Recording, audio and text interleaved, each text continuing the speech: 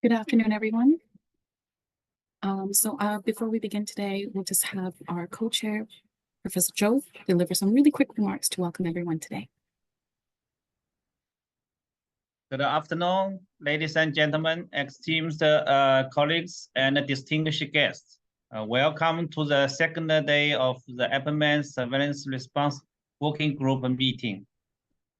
So today we focus on the cross-country cooperations with a panel discussion on data sharing and cross-country cooperation for the surveillance and response of the border malaria. So today, the first session, our three panelists will explore cooperative efforts in the Indian border, Timor-Leste, and Indonesia, and the China-Myanmar border area. And then the second session is a plenary session. We'll provide the further updates on the special interest group on border malaria and SRWG initiative. We will engage you in polls to the prioritize key data for the special interest groups knowledge and join the identified additional activities that may deliver through the special interest group. Third one, our cooperation team will present the SRWG activities conducted in 2023 and outline plans for 2024. So we are kindly invite you to stay on to provide the suggestion on how to best deliver these activities to you and also your colleagues in your country or your region. So last but not least, thank you for your dedication to the malaria elimination efforts in this region. And I look forward to the enriched conversation that lie ahead. Thank you so much. Take care. Thank you, Professor Zhou. And Richard? Thanks very much. Welcome, everyone. Just going to start with a quick recap from yesterday, and then we'll show just the timings for today. So yesterday we started with a session on data-informed interventions. We learnt about two cutting-edge technologies. One was genomic surveillance, an example from Vietnam. And then we learned more about AI methods of informing control efforts, particularly in Cambodia and the Yunnan-Myanmar border. We had a breakout group discussion when we focused on training needs for national malaria programs, and particularly interested in data visualization and data analysis. So we came out of that with some lists of what people are interested to be trained on. And then today, as you just heard later on, we're going to go through and vote on what's the top priorities for that training, which will inform what we'll be doing during 2024, both by our own team organizing training and then facilitating access to other training activities from outside partners. So very exciting. Next slide. So today we shouldn't take much more than about 2.5 hours in total. Might even finish a little bit early. We have the panel discussion first up, and then it'll be followed right after by, we'll talk about the special interest group that we set up under the SRWG, the plan that we have already, and then the activities that we're considering focusing on. We'll ask for your opinions and a bit of voting on that, and that will help to guide what we prioritize for the coming year. And then more generally, just about the activities that we do outside of that interest group for the Surveillance and Response Working Group, and what we will be delivering during 2024. So we hope to finish on time. And without further ado, we'll then move on to the next session. So session 2.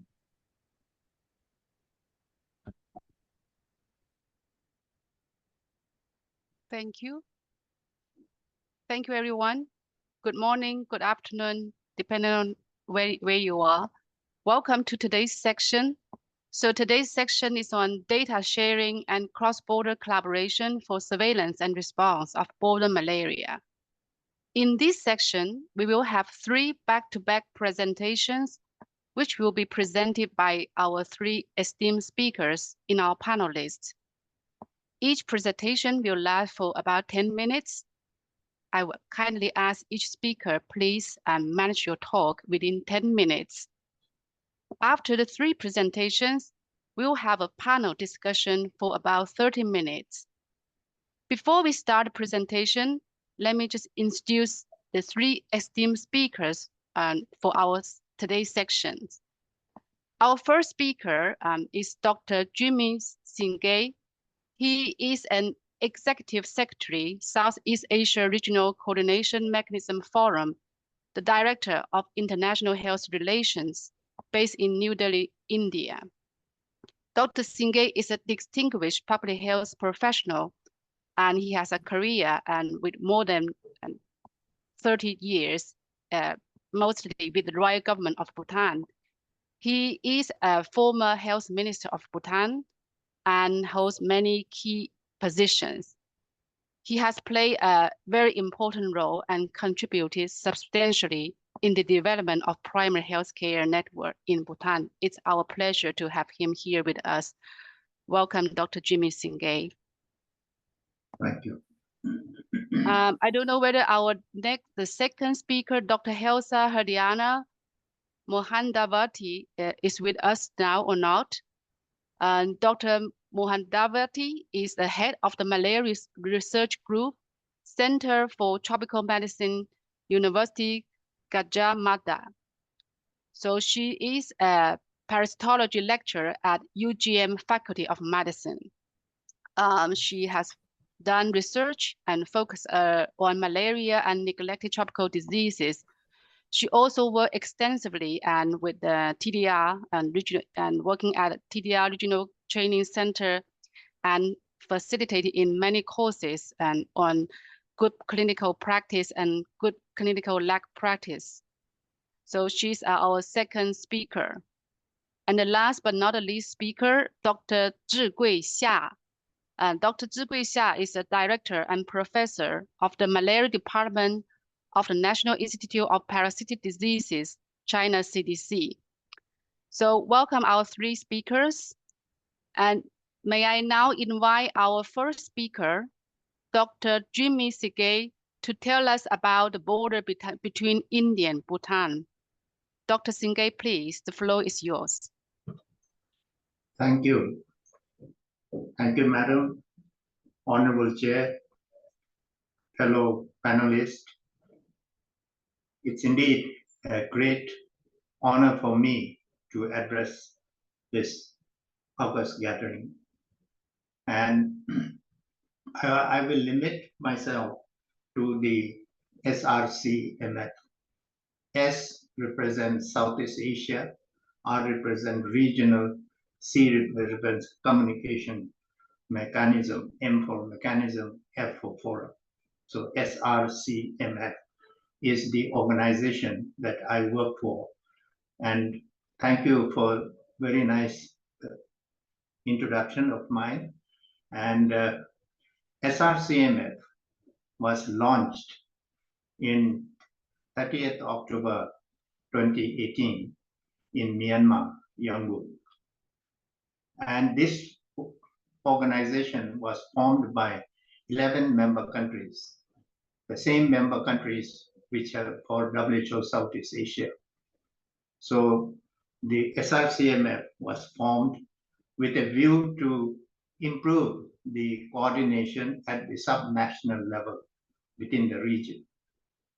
And the mandate that we were given was to eliminate malaria in the Southeast Asia region, and particularly with the focus on the cross-border area initially, and also to improve coordination both within the country and the region at the subnational level. Because at the regional level, WHO Southeast Asia region has been doing coordination, and what we were told to focus was mainly at the local level. So we started from the 30th October 2018 with the focus on the malaria elimination. recently, we have been also given additional mandate to work on the TB elimination and HIV/AIDS. So this completes 3 diseases which are mainly supported by the Global Fund. And our main focus now, besides at the cross-border area, we are to also strengthen the health system in the districts adjoining the international border on both sides. So currently, what we do is we conduct in the region bilateral meetings on both sides of the international border. So to begin with, I think I've been given special task for India and Bhutan. And Indo-Bhutan cross-border bilateral meetings. For this year, we had about 6 bilateral meetings. Besides the bilateral meeting, we also have 2 regional meetings per annum. So it's 6 monthly or biannual that we have regional, where all 11 countries meet and discuss the regional issues relating to the malaria elimination. In the bilateral meetings, which is 6 times we had with India and Bhutan, and besides India and Bhutan, we also host or give a forum for India, Nepal, India, Bangladesh. At the moment, we are not, we are inactive in the DPRK and also Myanmar. These are 2 countries at the moment who are not actively involved in this SRCMF meeting. So we bring 2 countries on both sides of the international border together, and then we kind of provide forum for them to discuss on the malaria elimination, focusing mainly at the cross-border area. So since 2020, this organization has been registered in India as NGO, and we are mainly kind of working in the cross-border area at the moment. Now from 2024 onwards, we will be focusing mainly on the cross-border districts on both sides. And there we kind of, again, health system strengthening is what we are going to focus, because we feel unless the districts are strengthened in the border areas, the elimination in many countries will be a big challenge. In some countries, a lot of progress has been made, but by and large, the borders, infrastructure-wise, health facility-wise, health coverage-wise, is much less than many other areas in the countries. So this is, I think, true in many of the cross-border areas, that health facilities and health system is below optimal level in terms of its fully functioning. So in terms of sustainability, we feel that it is now very appropriate for us to strengthen the districts adjoining the international border on both sides. The issue that was, I think, given about the data exchange or the information exchange, it is when you provide cross-border bilateral meetings as a forum for the 2 countries, they normally kind of engage in some sort of information exchange. And here again, I think in Indo-Bhutan, where the data exchange mainly are taking place through WhatsApp, email, website, and these are some of the areas that they kind of exchange. Especially whenever there is an outbreak or some sort of the information that needs to be exchanged, they are actively exchanged at the moment between India and Bhutan. And mainly, I think the common use is of WhatsApp, which is followed by then email. And then also, like some countries do use website also. SRCMF also hosts a website, and they are using that also. So in brief, I think we have been kind of functioning since 2018, and we have now active bilateral meetings in Indo-Bhutan, Indo-Nepal, Indo-Bangladesh. These are the countries that are very actively involved.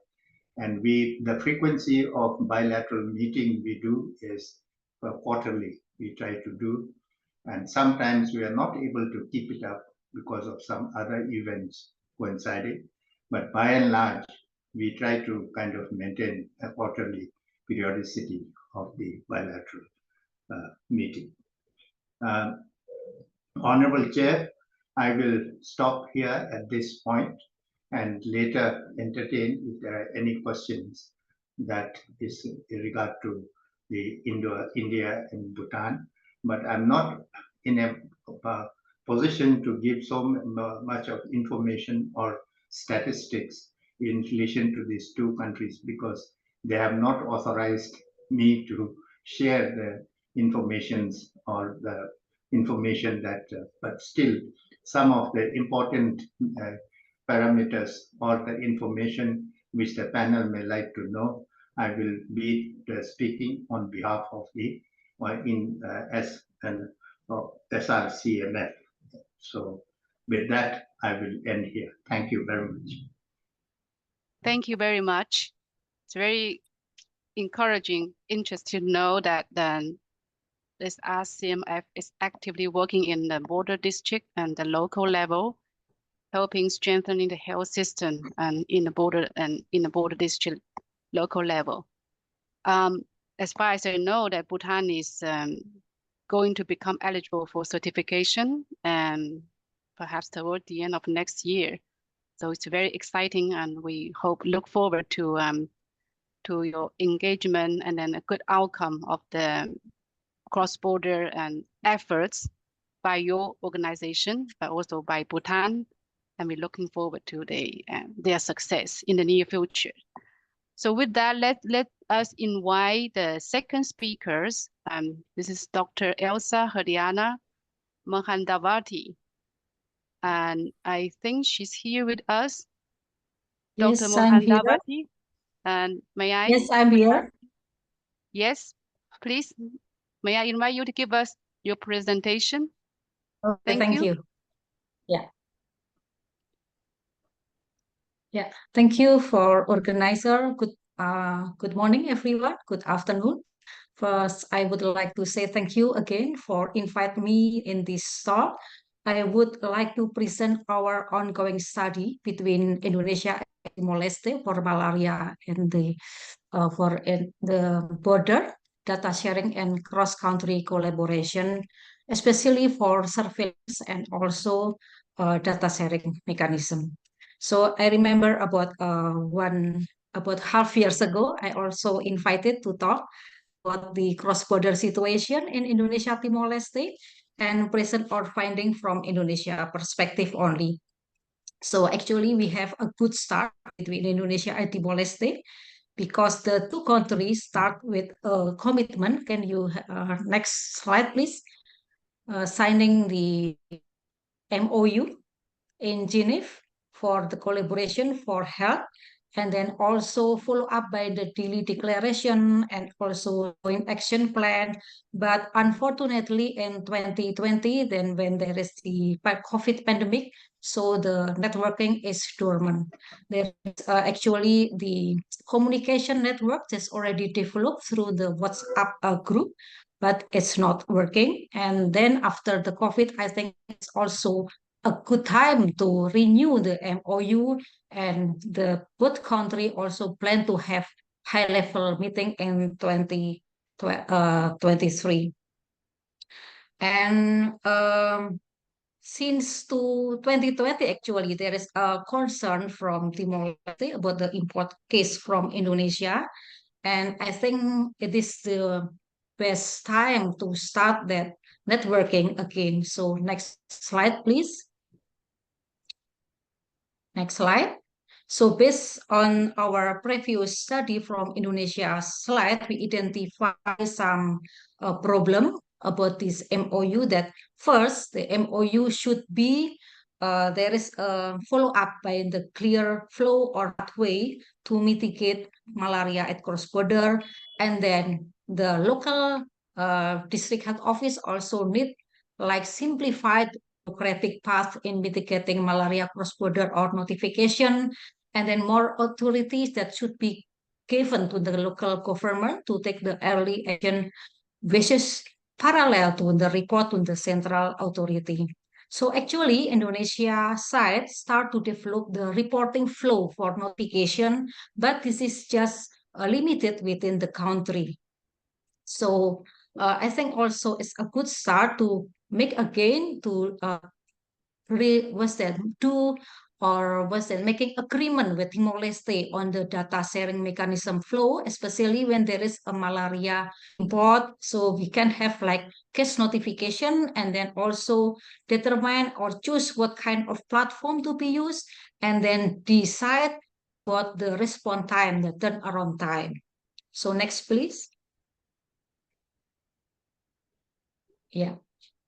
So based of that finding, and then there is and after we got the grant from the ALMA, and then we communicate with the National Malaria Program Indonesia and Timor-Leste, and then we agree that we must do like the participatory action research that conducted in partnership with the two sides, the Malaria Subdirectorate Indonesia and Timor-Leste, and as well as other relevant stakeholders. And we have two aims in this study. The first one is to explore pathway for joint data sharing mechanism and test it out. And the second one, to assess the existing interventions that's already there to support migration surveillance and recommend strategies to improve the surveillance migration for both country. And for this project, we start with the Belu and Boponaro district. So Belu is belong to Indonesia and Boponaro is belong to Timor-Leste, and both states they have like similarity. It means that they have at that time they already certificate give like free malaria certificate. They have it. Next, please. Yeah. So our first study is go to the field and then to assess the practices of existing intervention for surveillance migration. And we see here that we have Belu and Boponaro. We see policy and technical guideline for implementing malaria migration surveillance. Belu has it, but Boponaro is not. About the policies and regulation itself in the land border, the Belu has, but not yet in detail, and SOP and but Boponaro still absent.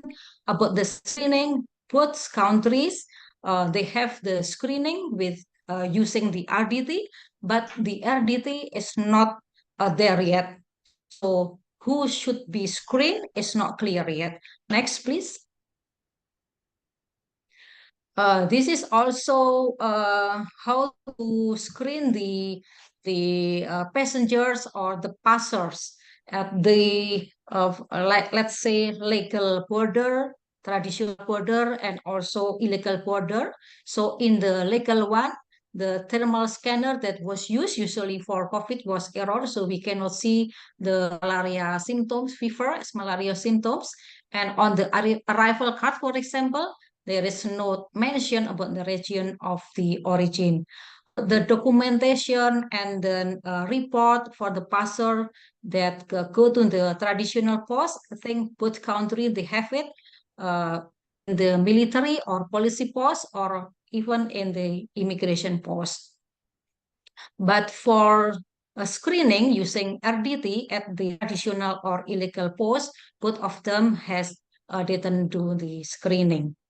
How put the malaria information in the border because it is very important for the passer. In Belu, there is present, but in Bupunaro, not present yet. But even there is in Belu, but the traditional, also illegal post, there is no information, no leaflet, no banner about malaria information.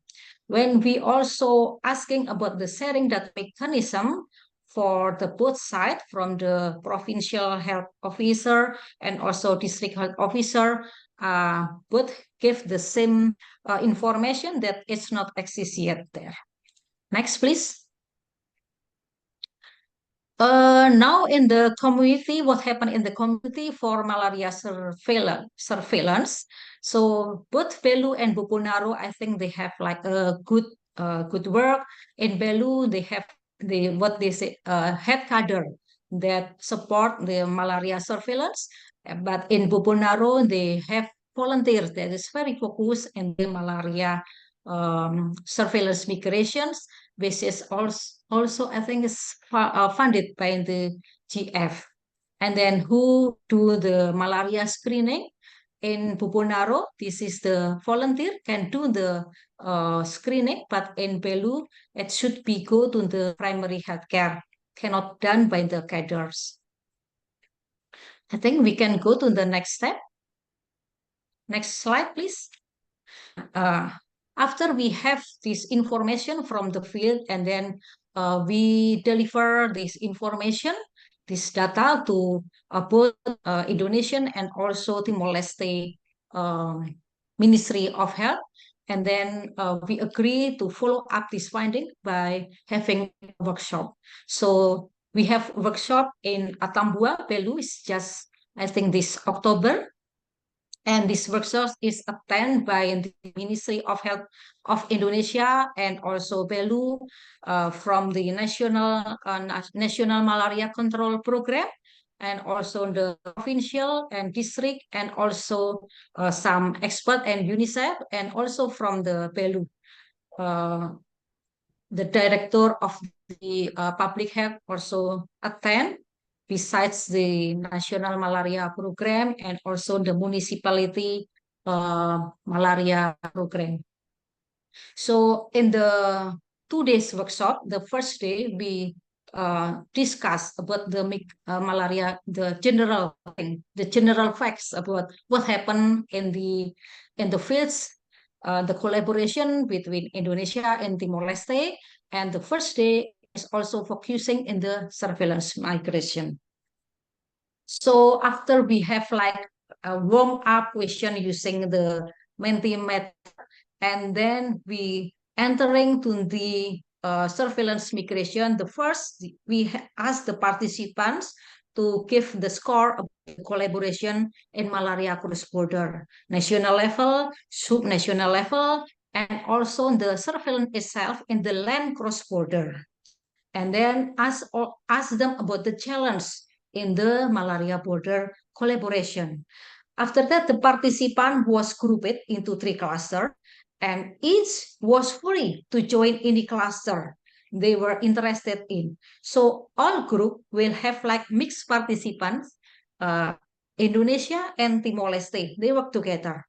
In the first cluster, they focusing on malaria joint activities at the national level. And the second one, the collaboration in the cross-border subnational level. And the last one is malaria surveillance at the area at cross-border itself. And then each participant then was invited to write everything they want. First, the first question is that the ideal definition about the collaboration, the challenge, and the solution. And then you see it in the, what's that, the post-it, we have 3 post-it with 3 different color. So the yellow one for the ideal one, what they expect. And then the second one, the pink post-it, this is for the challenge. And the green post-it is for the solutions. There's this thing that's very accurate, efficient, and feasible that can be done by both countries. And the last one, the participant then asked to present result in the forum, the panel discussion. And if everyone agree with that, and then we take it as the point action for the next collaboration. Next, please. Next slide. So this is the action point for collaboration. In the first day, they want to prepare a proposal on joint action plan for malaria cross-border as the derivative of the previous MOU that will be submitted to each Ministry of Health, and then the preparing a cross-border malaria task force, which will be identify what kind of activities and timelines for routine cross-border malaria coordination. And the third one, agree on appointment for the contact person for the task force in each country. And then this is the number 4 and number 5 is very focusing in the malaria surveillance itself. The first one, agree to do malaria screening for the cross-border patient population with specific criteria that developed by each countries. And then the number 5, providing information, education, and communication materials at official, traditional, and illegal cross-border posts, and with emphasize local language. So they want local language. And then the last one is the activity that will be done together and funded by APMEN. Next, please. On the second day of workshop, we have discussed about data sharing mechanism and also case notifications.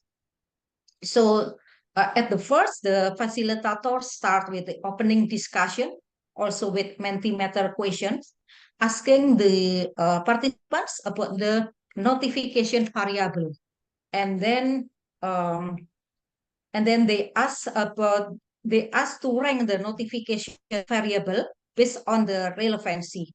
And then the next questions, again, the participant asked to ask about the variable that they need to share in data sharing mechanism and epidemiology, and also the vector, and give the rank of the variable based on their relevance. So next, please. Next slide. Then the participant split into 3 groups to create a data sharing matrix. The first group discuss about the case notification. The second group discuss about the data sharing for epidemiology, and the third group data sharing for vector. And in the matrix, they should propose what kind of variable, what kind of level or unit, and then the time frame, focal point, and also platform that they want. Next, please. So this is the result of the case notification that has been done by 2 groups, Indonesia and Timor-Leste. So we can see here what kind of variable that they want to share or get from other partner, also the level of notification, the time frame, and the focal point, and also the platform. It is almost similar. There is a little bit different, but at the end of the discussion, they reach the consensus, the variable, the level of notification, the time frame for notification. We ask for 1 times 24 hours for notification. And for the platform, they agree to have like shared dashboard for the 2 countries. Next, please. Next slide. For the data sharing from Indonesia and Timor-Leste, again, at the end, there is a consensus that the variable that should be shared is the total aggregate data, and then type of cases, the origin of cases, the annual blood examination rate, etc. And then with the level of notification, district or municipality that can be validated then by the national level. For the time frame, this is still under the discussion, which is quarterly, semesterly, or in annual. And for the focal point, they already decide the focal point. And for the platform, again, they ask for the shared dashboard. Next, please. Next slide. And this is also the same for the vector. So at the end, there is a consensus which variable that they should share, take, and give about the variable level of notification, etc. But for 3 of these data sharing mechanism and notification, they propose that they have a shared dashboard. So next, please. So in summary, for the discussion for the second day for sharing mechanism and notification, this is the action point for the collaboration. The first one, agree on the flow of the case notification process and also encourage the DG of each country to determine the focal point. And then the second one, agree and commit for data sharing on a predetermined platform regularly. Next, please. Okay. So far, this is what we can share to you. We are now still working for the dashboard to prepare the platform and also preparing the content for the information education material. And we hope that we can piloting it soon. So thank you again for APMEN for the support, and also very great team from Indonesia and Timor-Leste and all the research study team. Thank you very much. Thank you. That was a very informative presentation. It's very active project. Not only you try to mapping the surveillance activities on both sides of the border, but you convene the meeting to jointly identify the joint actions. I just had one small suggestion, because we are going to have a panel discussion in after the last presentation. Perhaps you can document the impact that you achieve through this project, and what is the baseline, and before you implemented this cross-border project, and what did you achieve after this project. So with that, let's move to the last presentation of our section. Dr. Xia, please, the floor is yours. Okay, thanks, Chair. Hello, everyone. I am Xia Zigui from National Institute of Parasitic Diseases of China, CDC. And this institute is based in Shanghai.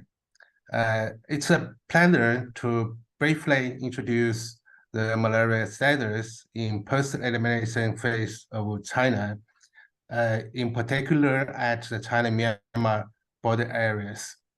As you know, China was certified as malaria-free by the WHO in 2021. However, malaria vectors remain widespread in China, and malaria is still endemic in many countries of the world. With the increase of international communication and traveling, China faces the risks of imported malaria and its resulting re-establishment of transmission.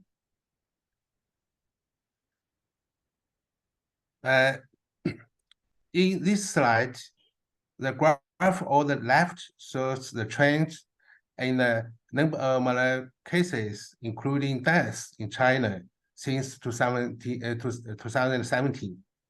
In fact, since 2017, there have been no indigenous cases of malaria in China. More than 10,000 imported cases were reported in China in 2017 to 2022, with the number of imported cases falling sharply to less than 1,000 per year in 2020 to 2022, from nearly 3,000 per year in 2017 to 2019. This due mainly due to the travel restrictions of COVID-19. After lifting restrictions on COVID-19, the number of imported malaria cases in China has increased to around 2,200 so far this year, almost 3 times that in the same period of last year. And the number of malaria deaths also increased to 10 cases. The map on the right shows the provincial distribution of imported molar cases in China so far this year. Cases were reported from all provinces of China.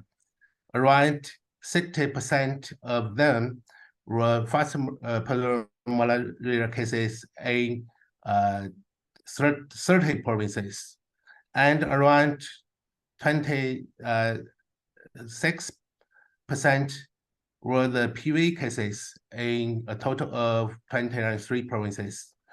Around 9% were the pure cases in totally 26 provinces, and around 2% were the PM cases in 17 provinces, and around 1% were the mixed infections in 7 provinces. Of course, Yunnan, the China-Myanmar border provinces, had the highest number of around 660 molar cases. 360 molar cases, accounting for 60% of the national total. Unlike other provinces where falciparum malaria was the dominant disease, around 92% of imported cases in Yunnan province were Wavex malaria. The number of imported Wavex malaria of Yunnan province took around 60% of the total number of imported Wavex malaria in China. In this slide, the graph on the left shows the countries of origin of imported malaria cases in Yunnan province so far this year. The map on the right shows the distribution of malaria cases imported from Myanmar by county in Yunnan province.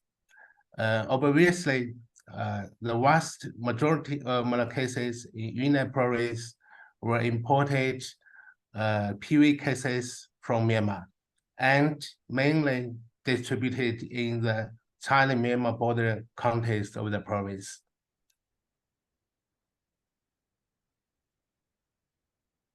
For the border malaria collaboration, in recent years, the number of malaria cases in Myanmar side has increased due to the lack of natural barriers and the frequent cross-border movement of the people. The risks of malaria importation and retransmission remains the highest in the China-Myanmar border region of Yunnan province. Therefore, more supports are necessary to strengthen the border malaria management. Over the years, China and Myanmar has carried out active cooperation and exploration of joint malaria prevention and control, particularly at the border areas. Since the first China-Myanmar border malaria elimination workshop in 2014 in Shanghai of China, the two countries held a total of 7 workshops, including in 2016, 2017, 2018, 2019, 2021, and this year, either in China, Myanmar, or online. The participants included the health authorities, the national malaria control programs, the relevant local disease control and prevention department, and the embassies of the two countries, as well as the WHO and the international NGO of the Health Poverty Action HPA in this region. In addition to exchanging the malaria situation, progress in control and elimination, experience and technology at the national and the regional levels of the two countries. The principle of one zone, one strategy was jointly agreed upon, and the proposal and action plan for cooperation in the border areas of the two countries were formulated. Malaria field visits and World Malaria Day health education activities were jointly conducted. This cooperation project is currently undergoing final approval by these two countries. Its implementation could further promote technical cooperation, personal exchanges, and information sharing between the two sides, and I think will contribute to the realization of eliminating malaria in the region. That's my presentation. Thank you all. Thank you very much. Thank you, Dr. Xia. So it's China was just certified in 2021. Also still face a lot of challenges. So today we have three very interesting borders, and all of them are very critical. And China was certified, but still face challenges because the malaria situation in Myanmar. Timor-Leste, Indonesia border is also a very critical border, and Timor-Leste actually has submitted an official request for certification. So this year will be very critical for Timor-Leste. And also Bhutan, as I already mentioned, and going to become eligible for certification. So we are in a very, very critical moment to support these countries to achieve elimination, certification, and maintain malaria-free. So now let's start our panel discussions. And of course, we have a lot of questions, and the three presenters give us very informative talks, but we don't have all the time we want to ask them questions. So we just have prepared a few questions to have a structured discussions. Let me just say the first question is about data sharing, and because this is a very hot topic and for many borders, and everybody is talking about data sharing. So the first question is, what data should we share and at what frequency? I will ask each presenter to speak of their opinion.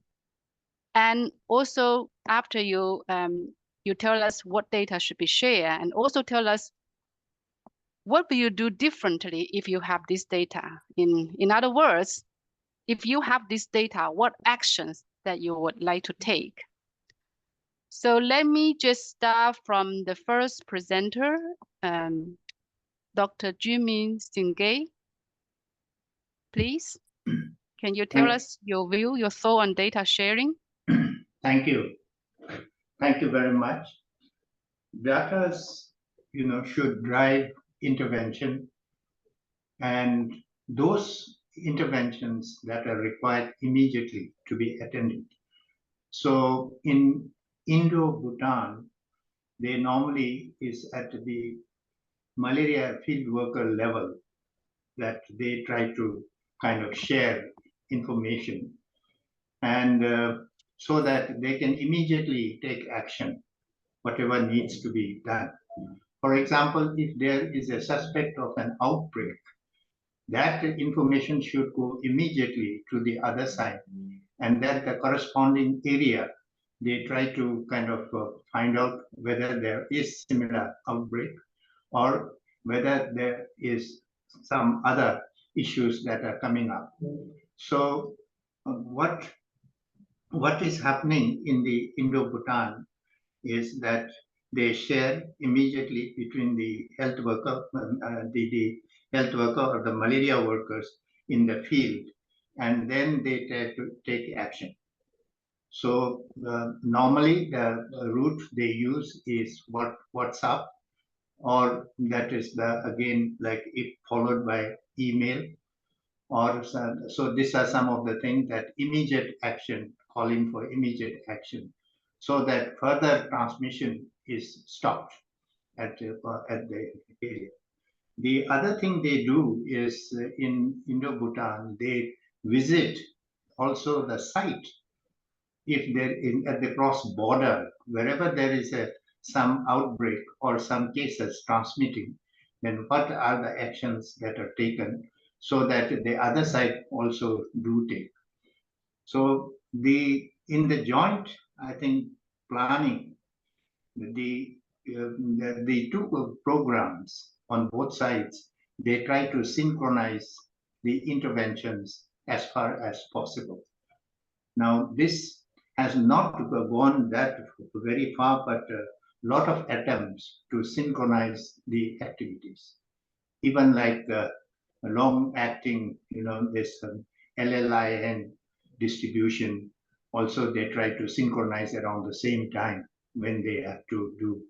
And then also like whatever action needs to be done, whether vector control or all those things, they try to synchronize on both sides. So information that leads to synchronization so that it gets very good impact. So these are some of the things that they always try. And the emphasis is at the local level, that so that the actions are taken and then these are followed by supervisors who get the information how the actions have been taken and interventions are done technically. So that's how like minimum data that are exchanged, that are sent, but which generates action. And then they further exchange how the situation is. So it is at the local level emphasis is given, and all the training that are required, capacity building of field workers, and then also the education activities are synchronized at the same time on both sides of the border. So that generates a lot of good results, like IEC materials that are distributed, that are kind of done at the same time, and also like other activities, they try to do around the same time. So I think if we can synchronize, if they can do around the same time, the kilometer they take at the moment is 5 kilometers on both sides of the border. And they try to do sometimes the corresponding village, if there is an outbreak or if suspect, transmissions are taking place. So there also they try to synchronize and try to do actions at the same time. Everywhere it is not easy to synchronize because sometimes there are difference of activities that are coming in. But however, to the extent possible, they try to do around the same time so that it gives maximum impact to the activities. So surveillance, joint, interventions. This stratification is done on both sides of the program, both sides of the border. Thank you. Thank you. So if I can quickly summarize what you said, that the outbreak information is very important. It should be informed both sides immediately, and you emphasize a lot. It has to happen at the local level, and the actions has to be taken at local level. The information should lead to synchronize action as much as possible, and also joint investigation and where there's some abnormal situation. So let me invite the next presenter, Dr. Elsa Herdiana. You have a lot of experience in the border between India, Indonesia and Timor-Leste. Can you tell us about data sharing from your experience? Thank you.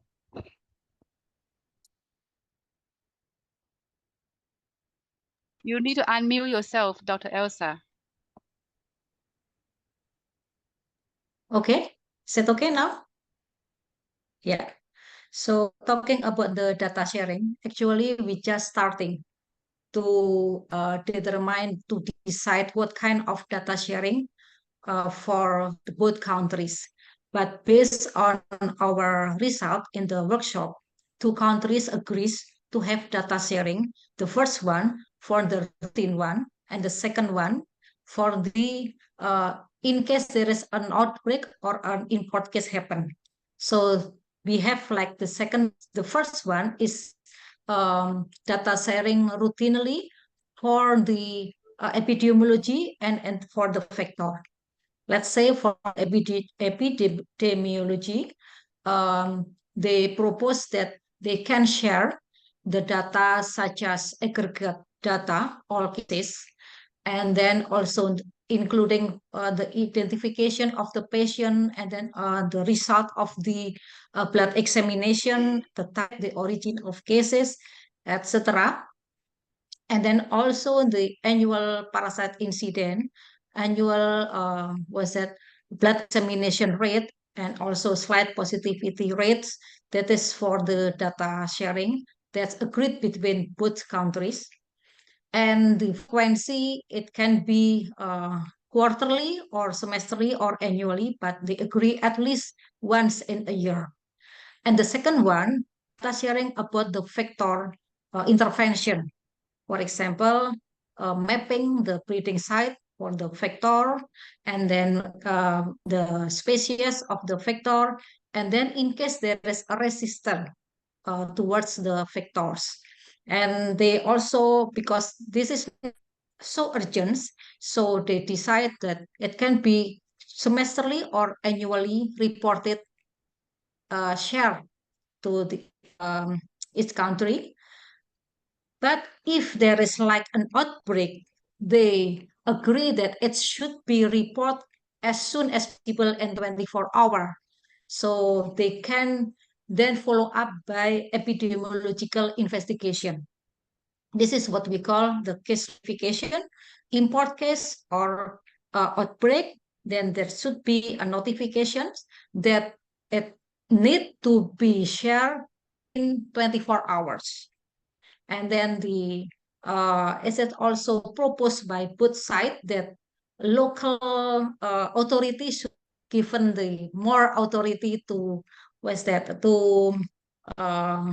to then follow up this data. So in parallel, the report to the National Malaria Program in Jakarta in Delhi. So I think that's brief in general about the data sharing in as the result of the workshop. Thank you so much. There's 2 points I would like to have some clarity from you. And of course, it's a lot of going on. There's a good plan to share many data. In your opinion, I mean, if we can only share very, very limited data, what are the top priorities in your opinion? For example, you can only have 3 maximum that data can be shared. The most important one, critical one that can be shared and for sustainability.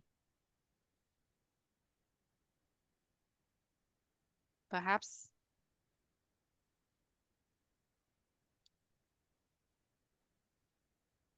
Do you understand my question, Dr. Elsa?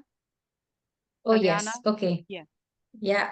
So I think it's hard because it should be the countries that choose the data, but it seems that in my opinion, so in the cases itself, the cases, the patient identification, where she or he came from, the original places, and then what kind of therapy that he already get from the primary healthcare before, the type of the species. So the patient itself, the data from the patient, I think is the most important thing.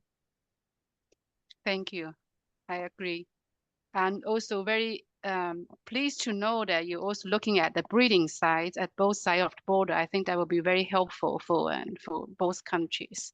So let me now ask Dr. Xia for his opinion of what kind of data should be shared and what frequency in China-Myanmar border. Dr. Xia, please. Okay, thank you. In my opinion, the most important is to share malaria incidence data including the number of population, the number of the blood tests, the number of positives, and the incidence of disease by species, locations, permanent residents, and migrant populations.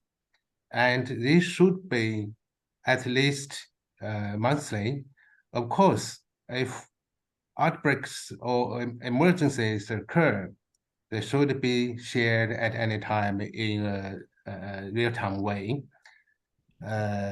so that we can timely understand the malaria epidemic situation or the opposite sides of the border, and identify where the high incidence areas and at-risk population are. This is I think the most important. Of course, this is very important for both sides of the border to carry out the transmission risk assessment and strengthen the joint prevention and control measures. In addition, I think it's necessary to be able to share on annually basis the changes in malaria policies, strategies, and interventions, as well as the progress in project implementation, so that both sides can better coordinate the cross-border collaboration for the coming year. That's my response. Thank you. Thank you, Dr. Xia. So you have structured the data sharing at a different level. So annually at a national level, you should have a change of malaria policy and to be shared within the neighboring countries. At a regular base, we should have the normal routine data such as tests, number of tests, incident species. At the event of outbreak, this should be notified immediately. So you have shared with us your great insights on the data sharing at different level. So let me just also now start with you and first for our second round of questions. So, and has the data sharing that the one you just mentioning between China and Myanmar happening at this moment? If yes, can you tell us what are the successful experiences? If this data sharing is not happening optimally, what are the barriers that preventing data sharing between China and Myanmar border? Thank you. Okay. Yes, currently at the China-Myanmar border, the data is normally shared between the both sides. I think in China-Myanmar border areas, in accordance with the bilateral and multilateral cooperation frameworks signed by the two countries, so that it's covenant for the provincial and the local levels, such as the Yunnan province and its the border countries will covenant to establish their own cooperation mechanisms with the corresponding level of health departments of the other sides. So which provides a guarantee for the sharing of malaria data at the border. Of course, the data sharing in the China-Myanmar border areas is different in different countries. Mainly, they through the standardized set up by the joint prevention and control mechanisms.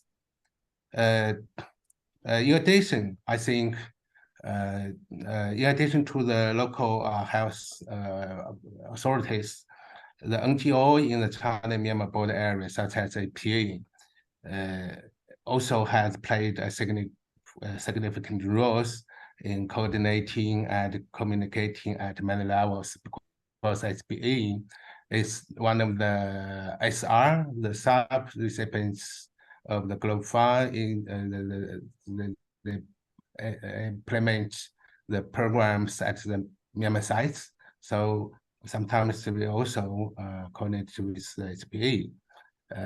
That's the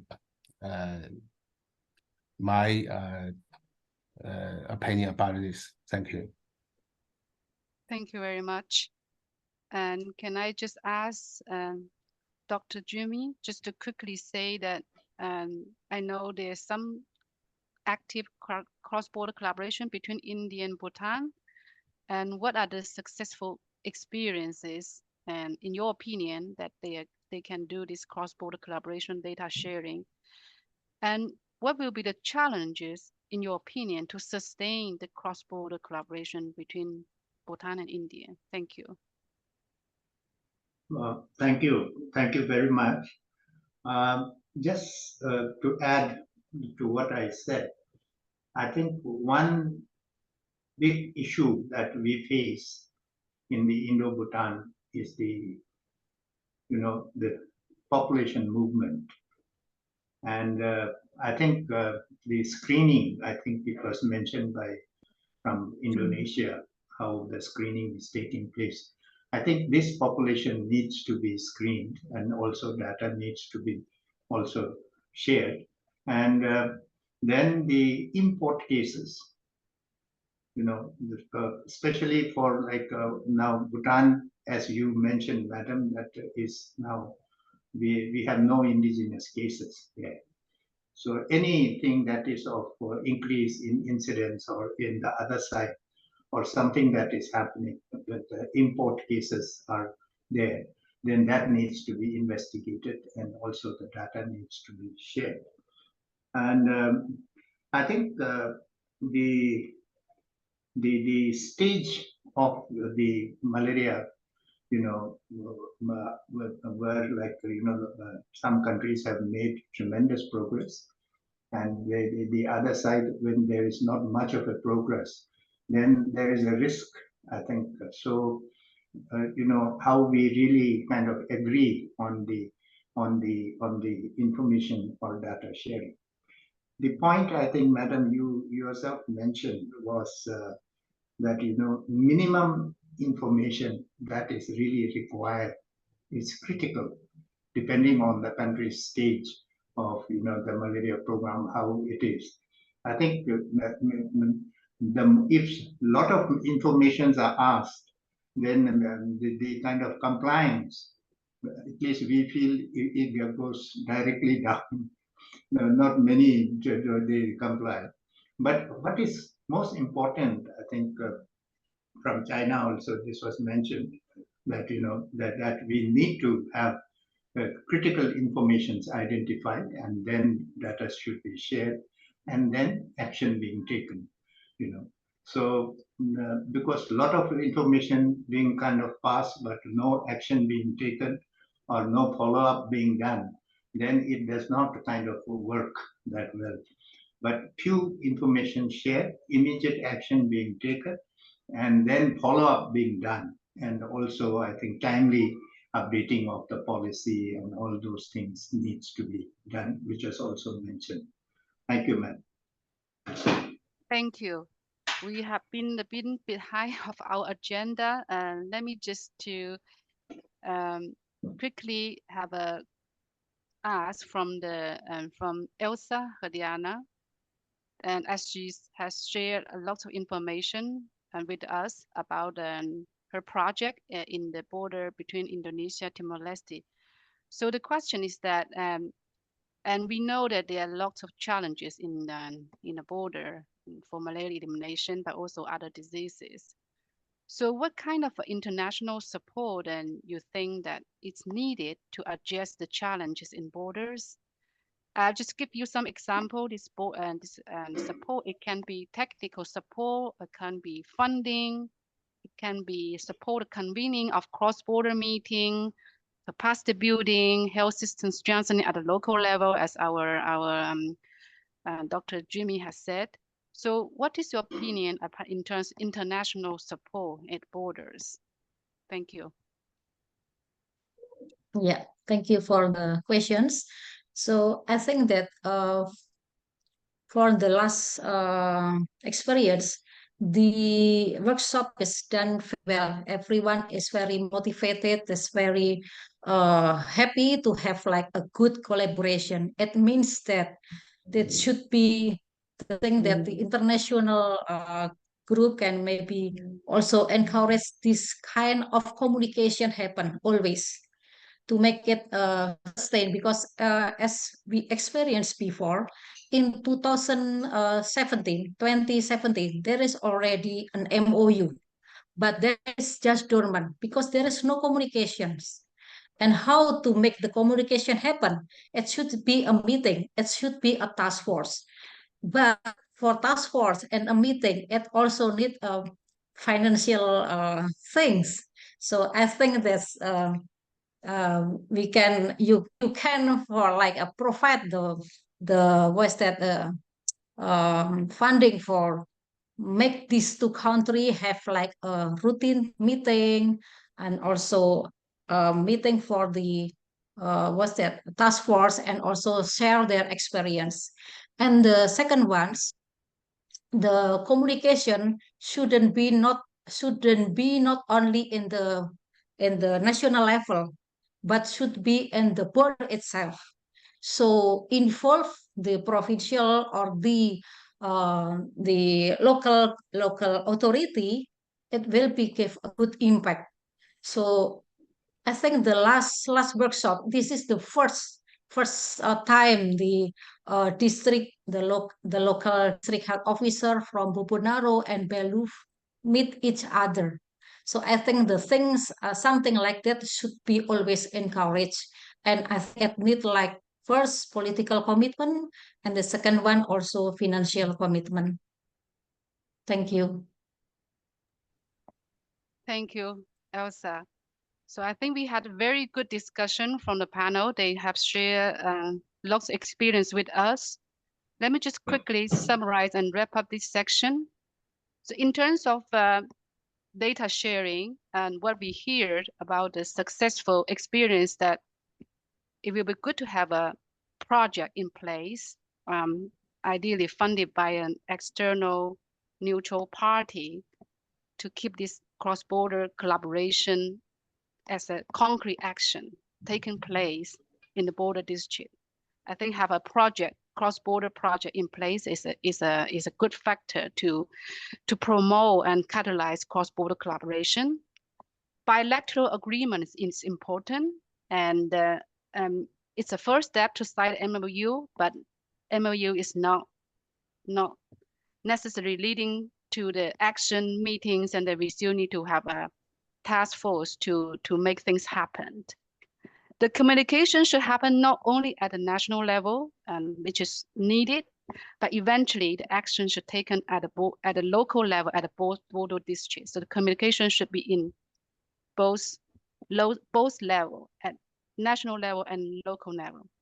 In terms of data sharing, we are seeking minimum data sharing, because as our first speaker, Dr. Jimmy, commented, which is well said, if we are asking for too many data, we're risking not getting any data from our neighbors. And more importantly, is that data will need to lead to actions. And I think everybody will agree, and this is a challenging places, and international support is needed and to tackle these challenges in border areas to achieve our elimination goals. With that, I would like to hand over to Dr. Richard for the next section. Thank you for your active participation. Great, thank you very much. Fantastic panel discussion. And there was also some activity in the Q&A. So just encourage the speakers to have a quick look at the Q&A box, and you can actually type answers to the questions. Looks like there's 10 questions now. So if you see your name beginning of a question, please feel free to answer them. Otherwise, we'll share them with you after. So we'll capture the text and then we'll share them. So we can then share responses after the meeting. So we'll move on to the next session.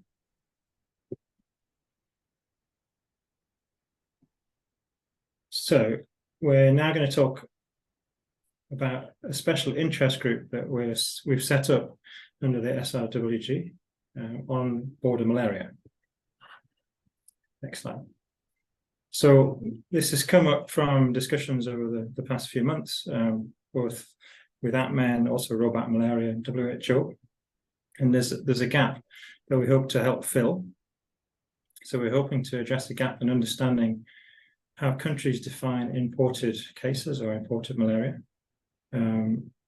We're going to focus on documenting how countries implement their own SOPs, so including their own definitions and procedures, sharing best practices across the region about prevention and control of border malaria, and then also facilitating consultations on particular challenges around cross-border malaria in our region. So we're not aiming to come up with definitions ourselves, of course. WHO is already doing a wonderful job at that. And there's, for example, there was an ERG in 2018. We're not planning to do policy engagement or operational research, but we're focusing solely on documentation, helping to share information and experience and best practices related to surveillance, intervention strategies and SOPs and procedures.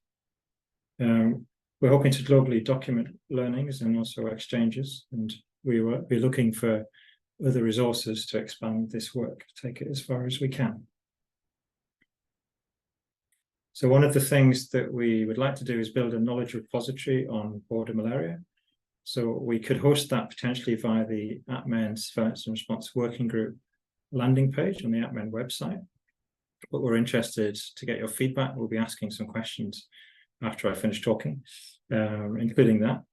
We will want to produce some publishable output to, for example, include the minimum data requirements for identifying and defining imported cases. That can extend to what data is then shared, as we've just heard from our experts. We're planning on doing an APMEN-wide survey to capture information on different case definitions for Indigenous and imported cases, and also applications beyond the WHO guidance, how things have been implemented by countries. And also create a channel for consultation and a protocol for requesting more detailed information from specific countries. So we're hoping to facilitate that exchange between countries. So we are going to do a Slido. We love Slido. So we'll do another one on this. So we're hoping to get your expert advice on what we should cover and focus on with this special interest group. Also, it's open to anyone to join as well. So we'll be giving the chance for people to express interest. So you can vote for different options on the Slido screen, which is coming up next. And you'll see them move up and down. And we're going to take the top few top voted choices. So you can vote on what's in the list, and then we can add new additions. You can also suggest new things that we haven't thought of already, and we can then include them in the list. You can vote on them too. So at the end of that, we're hoping to come up with some priorities for what we should be doing. So here's how to join the Slido. If you scan that QR code with your phone, your tablet, or your computer, or you can go to the website, which is slido.com. And then if you type that number on the landing page, it should take you to the questions. If you can't get it to work, please raise your hand or put a comment in the chat and we'll reach out and help you.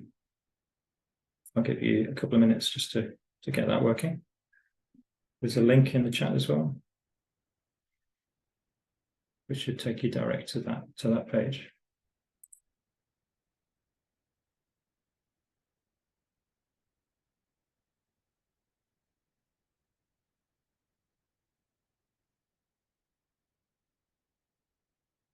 I'm going to do the same myself. Let's make it work.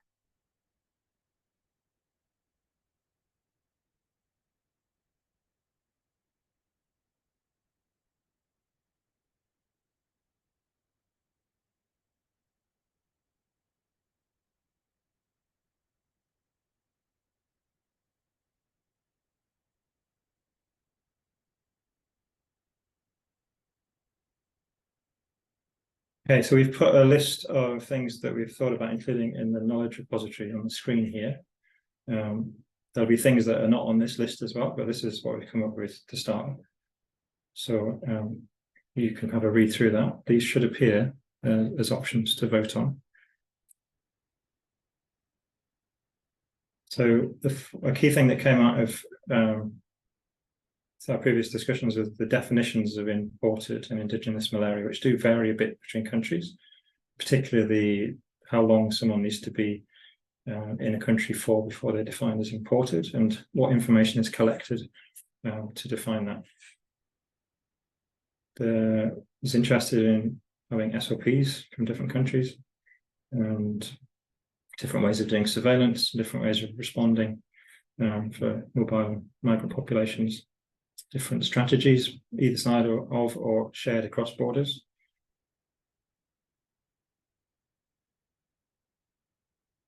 So you can choose 3 options, and you can choose in order. So you'll see the number pop up, 1, 2, and 3, and in order of priority.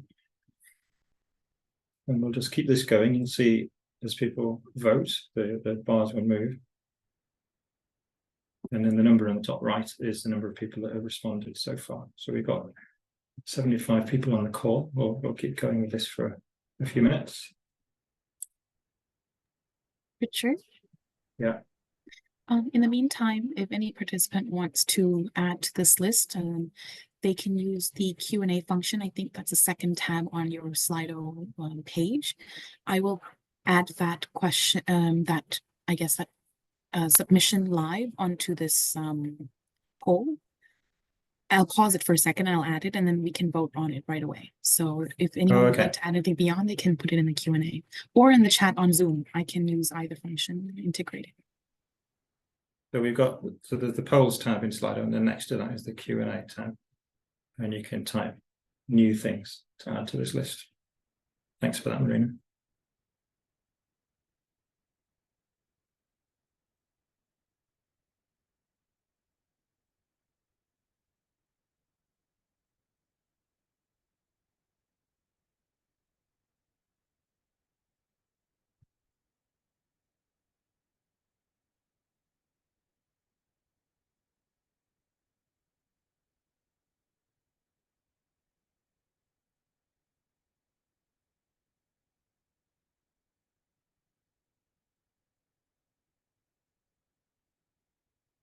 So it's interesting that definitions is still top of the list. Certainly something we can look at.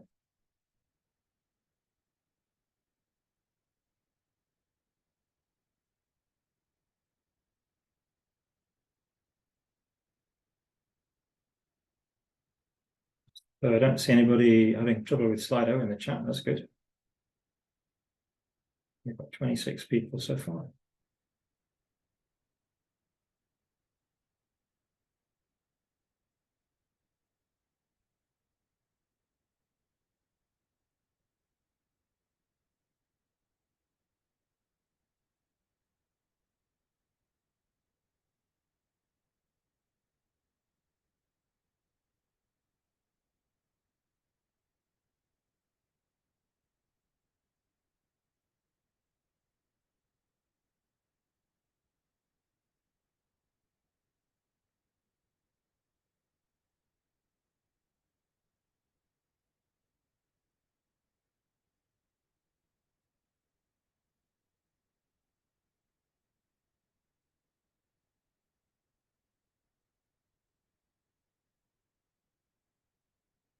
So in the Q&A, we've got a couple of requests for other training. One on AI tools and the other one on taxonomy. So we'll also take note of that, but that won't be part of the cross-border special interest group unless there's a particular suggestions why they should be relevant to cross-border. But please type any suggestions in the Q&A in Slido, or you're welcome to put in chat as well in here in Zoom.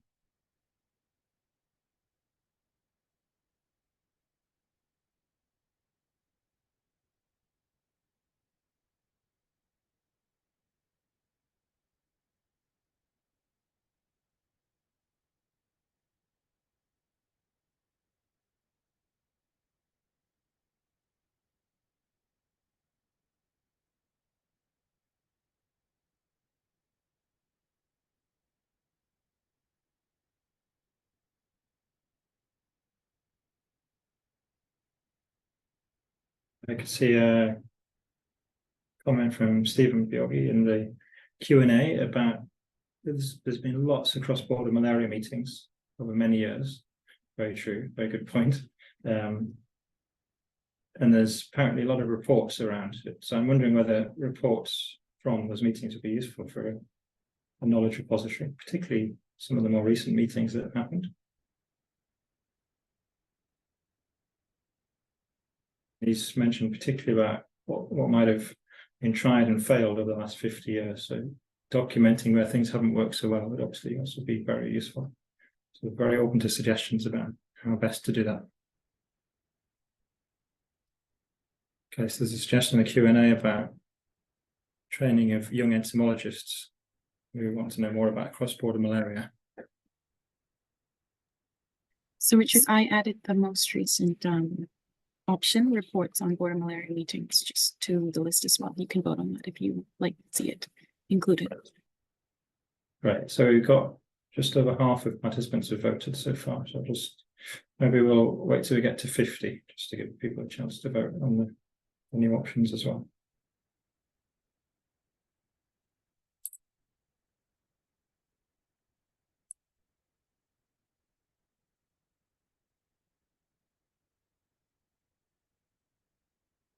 Resisting the temptation to vote myself.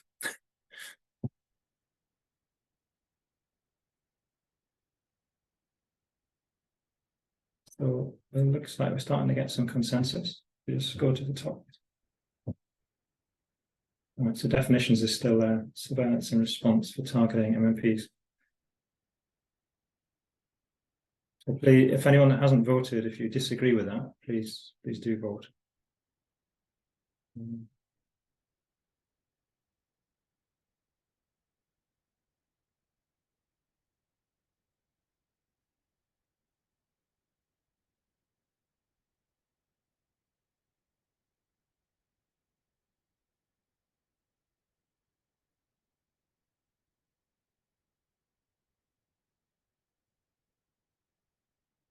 Yeah, and there's a comment in the Q&A about there's multiple choices for each question, and most people select the first few options rather than going right down the list. So I hope that people are scrolling down the list before choosing what to respond to.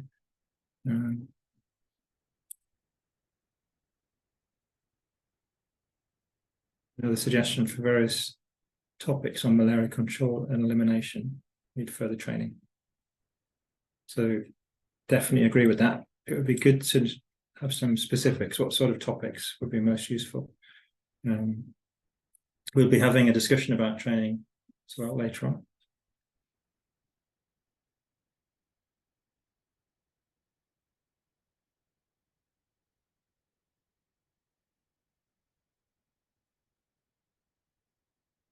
A few more people and then we'll move on.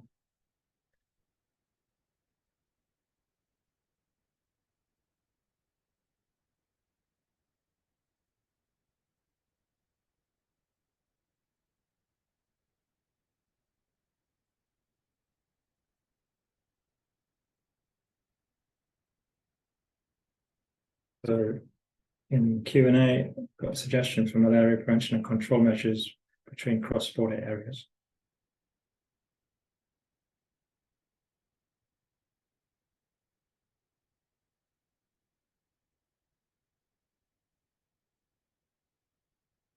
Still on 41. We might have reached the peak.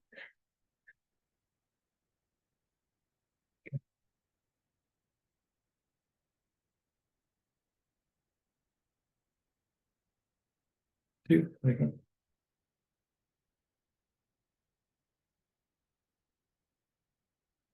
So where would people prefer for this knowledge repository to be hosted? So we have the APMEN SRWG landing page. Maybe we can put a link in the chat for that. There's the APMEN dashboard. Again, that's online. There's cloud services like Google Drive or Dropbox. There's the Global Health Network. Again, we can put the link for that. That's external to APMEN, but it's got a lot of subscribers. And then anything else, if you've got other suggestions for where to put this. So again, you can use the Q&A channel to suggest where to host the knowledge repository? What's easiest for you? What's most convenient?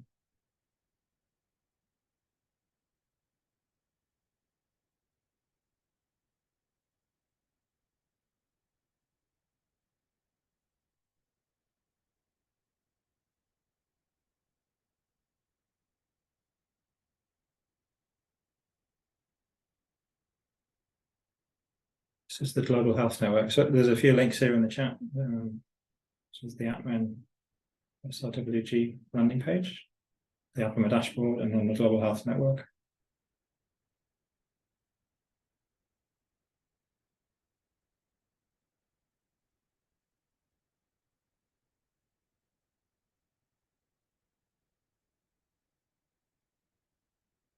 Thanks. So Hannah's suggesting rollback malaria surveillance monitoring evaluation working group to host a link. So yeah, that's true. We can have it hosted somewhere, but then link out from lots of other places too, including rollback malaria. That would be easy enough to arrange.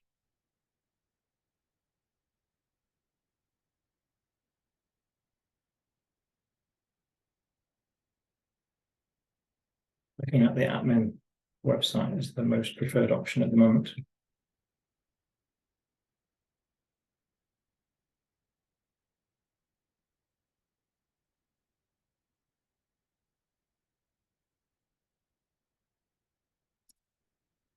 No other suggestions in the Q&A.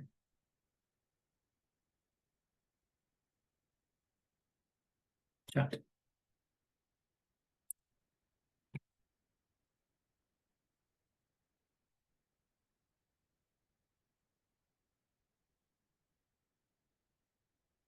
Great. Should we move on to the next one?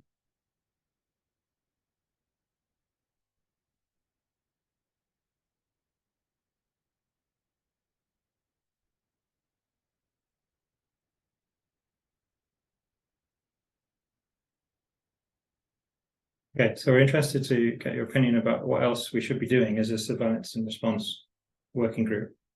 So there's a few things that we thought about and planned already. So we can coordinate and host country-to-country workshops. So that's bilateral workshops between two countries. We can do case studies and publish reports about particular issues, particularly in specific countries from across the region. We can host workshops, and that can include bringing in expertise and experience from outside the region.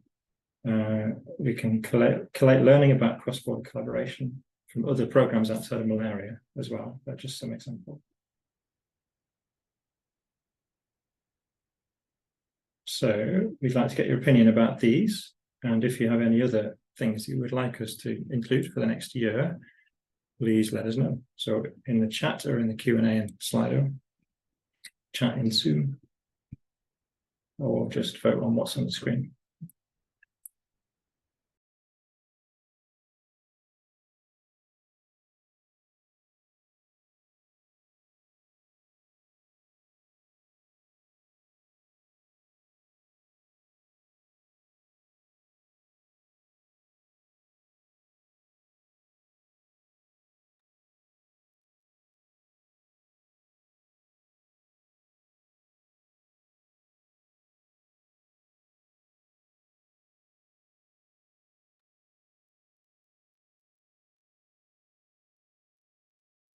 So just to clarify, this vote is for cross-border issues in particular. So we'll have a vote on wider things later on, but please, any suggestions as well, please type.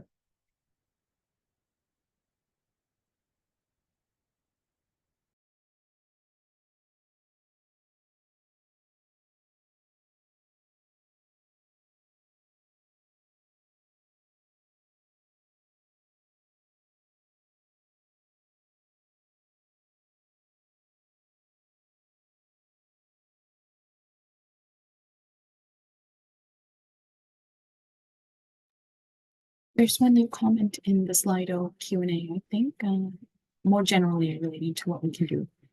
I don't know if you see it, Richard. I can read it out as well. Yeah, there we go. So coordinate and support data to decision-making trainings and workshops. Great idea. Yeah, so I'm guessing that's a broader thing than just cross-border. So we're already planning to do some training on data visualization and analysis, which inevitably has to include decision making. But we can think about other things around that topic as well.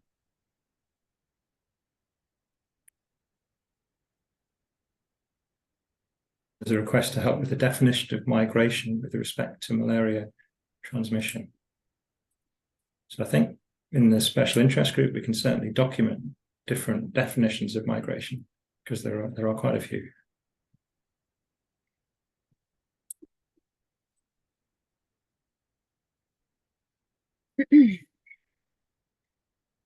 Pardon, there's one comment from Saluddin Khan in the Q&A for Zoom. Oh yes, there we go. So you use experts from other vector-borne disease programs like dengue to host country-to-country workshops. Yeah, great idea, and that's coming up quite a lot now. Many of the programs have some of the same staff, or at least work in the same office, malaria and dengue. Certainly bring them in for some of the discussions or workshops.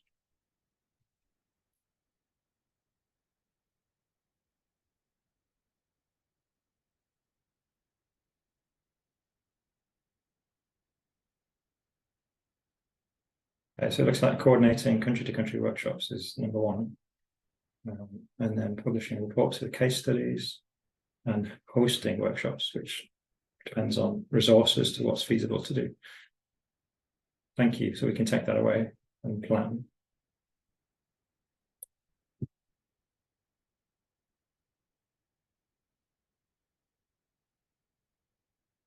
Thank you for that suggestion. Yeah, so we've had a few in the chat already and a few in the Q&A. You're welcome to type more here. I'll give you 30 seconds or so.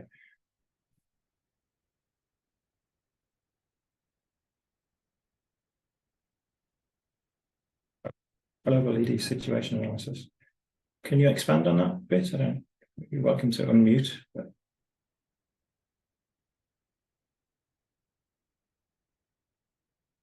like that. Or at least type in again with a bit more detail.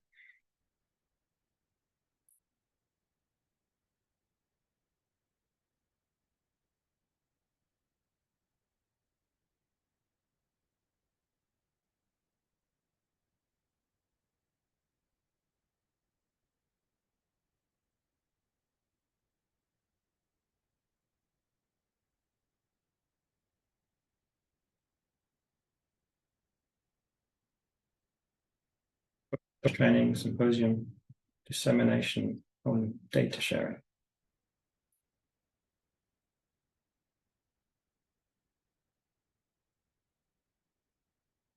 Impact of climate change on disease vectors. Very important. COP28 is still going on as of today.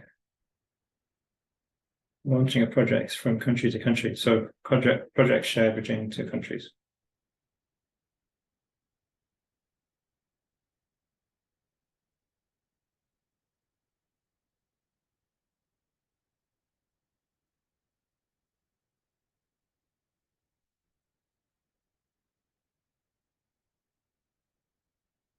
Regional, guessing that's a regional cooperation mechanism.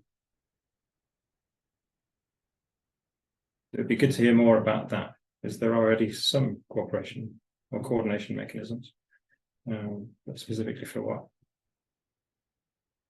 Situation analysis, particularly bordering areas. And joint proposals for bordering areas. A workshop on sustainability for malaria elimination. And so I'm wanting experience from AD's control program.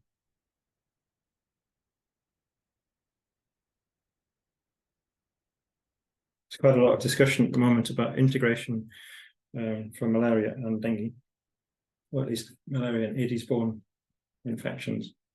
And some areas seem to make sense, so disease surveillance, for example, and then there's a lot of discussion about vector control.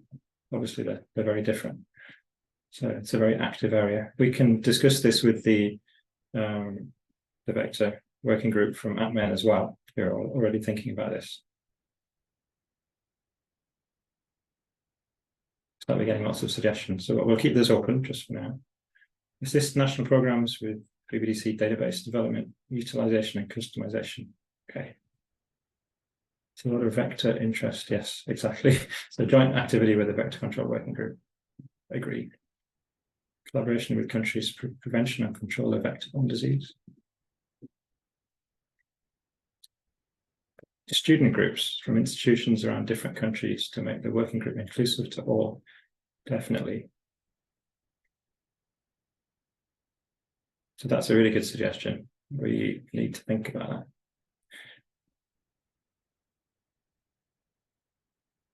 Collaboration, good one.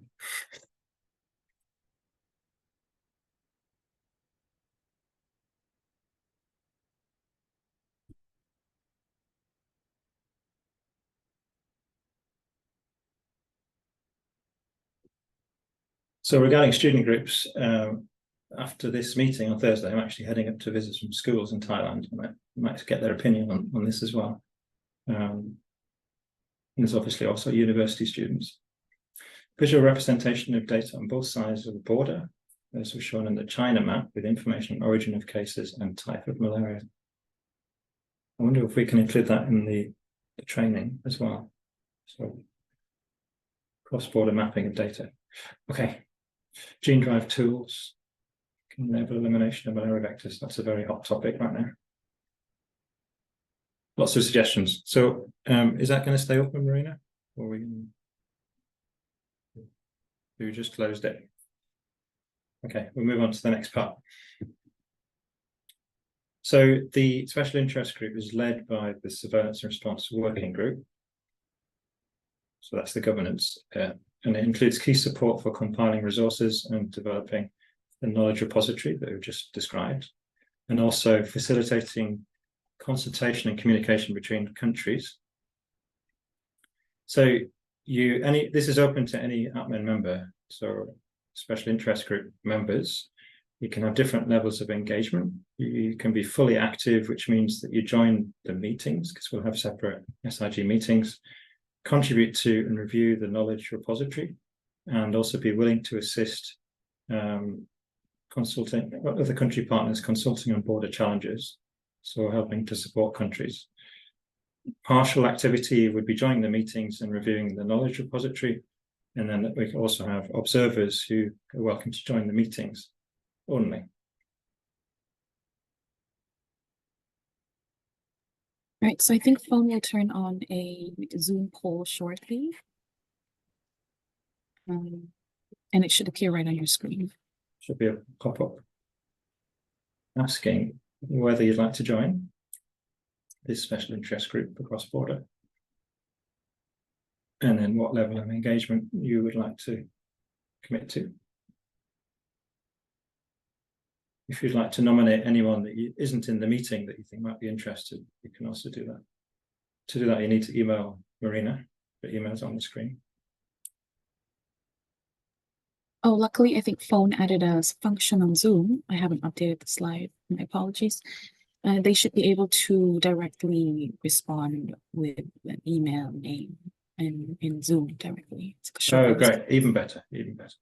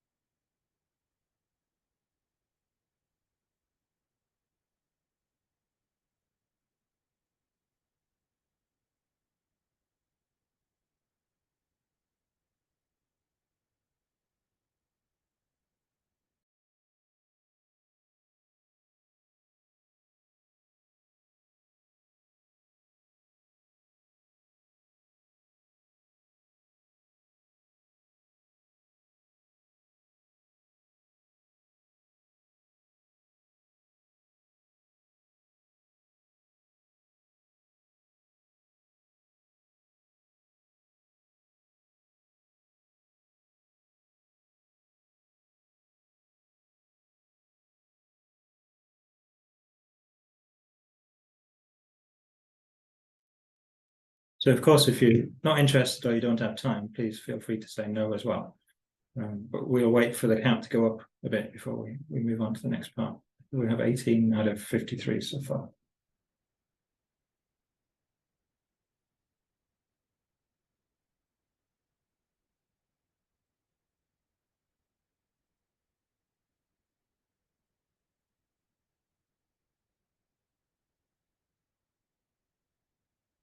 A few people suggested to invite from outside.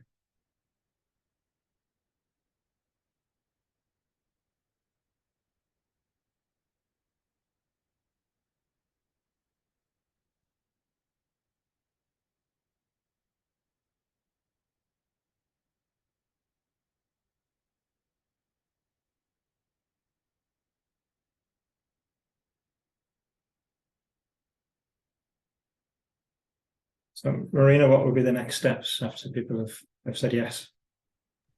This logs who it is, and then you have their contact details. Yes, so Zoom automatically logs your contact details based on how you registered for this meeting through Zoom. In the next few slides, we'll just talk about our next steps with the SIG. So we'll be reaching out as we reach the few stages in the near future.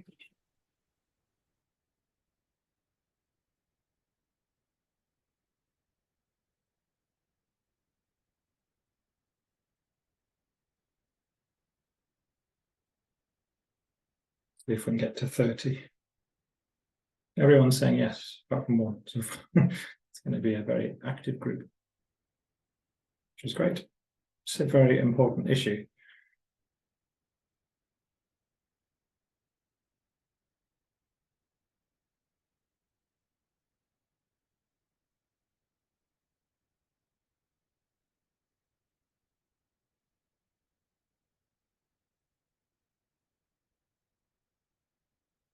Anybody that's not completed it yet? Two more, and then we'll move on.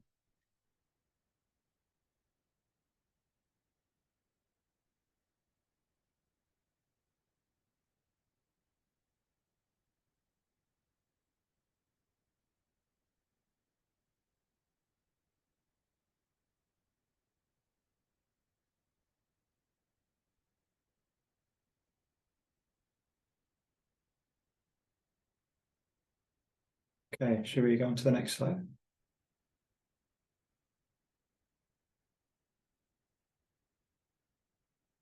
So we have some limited funding, so we can potentially fund some small scale activities required to facilitate cross-country learning.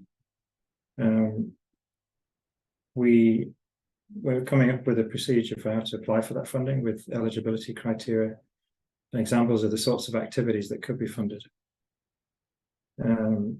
Also, Marina, what's the next point? You made this slide. We are seeking funding from elsewhere as well, if there are significant interest in specific activities that were listed prior. So our homework, I guess, is to go back, understand the interest, the activities that are suggested. And when we do seek out, I believe we're going to send out surveys later next year. If there's significant interest in very specific areas for further work, we will try to seek additional funding. Thank you. Yeah, so we can do some limited activities with current funding, but if there's a lot of interest and there's a clear need, we will seek other resources to do more.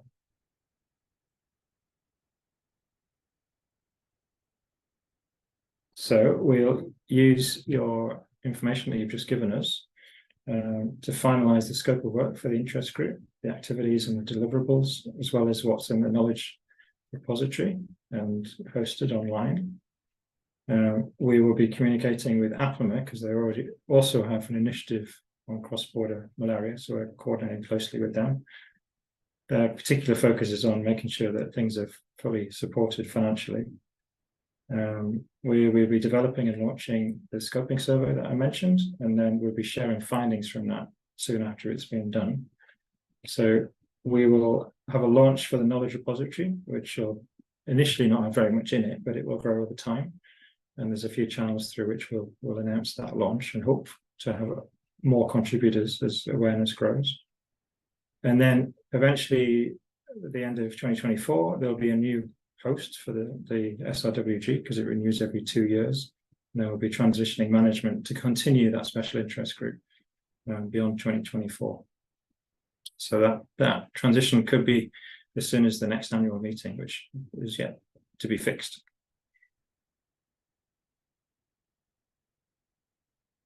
Okay, so we'll take 5 minutes until 5:02, just to have a quick breather, refresh, stand up, have a stretch, and maybe a coffee, and then we'll come back. Thanks, everyone.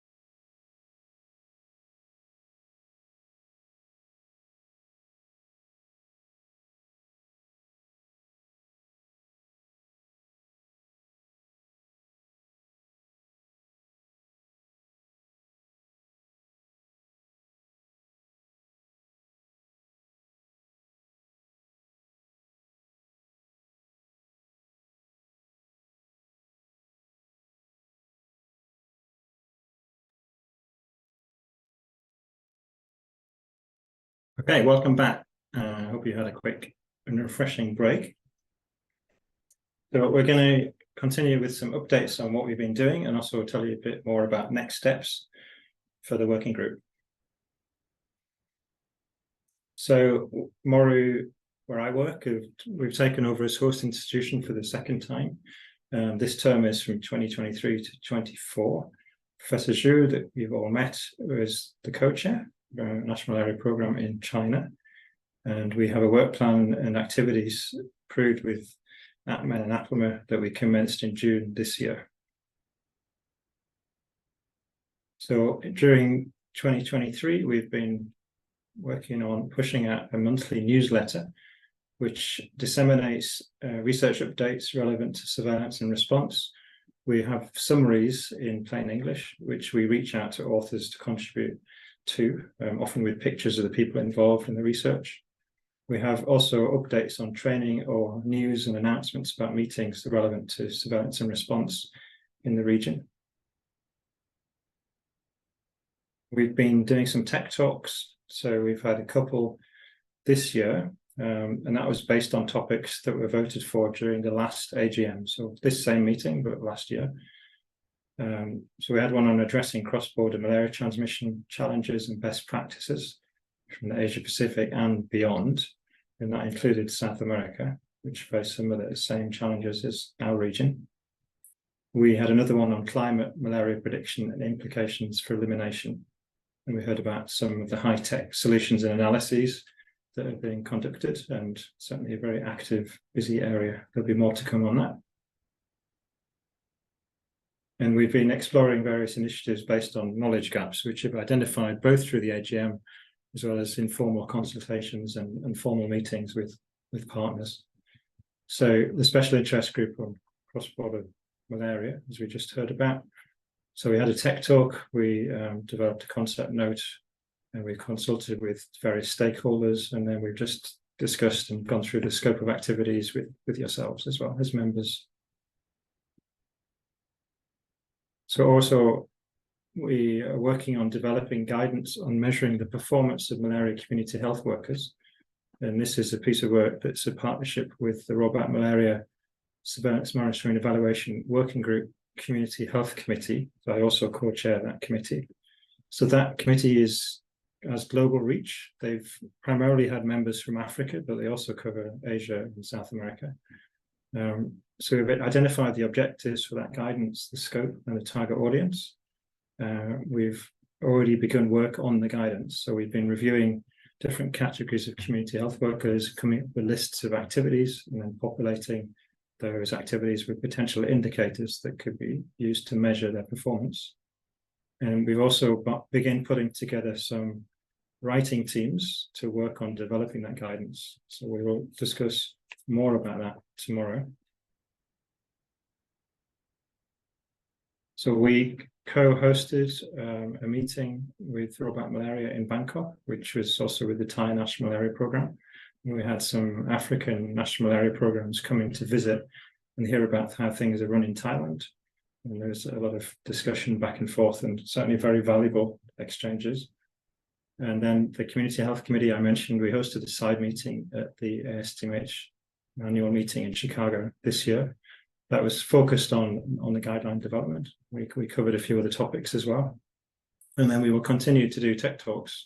And I think we're getting good feedback that it's valuable to include speakers from outside of Asia Pacific, because there's a lot of shared challenges between this region and others.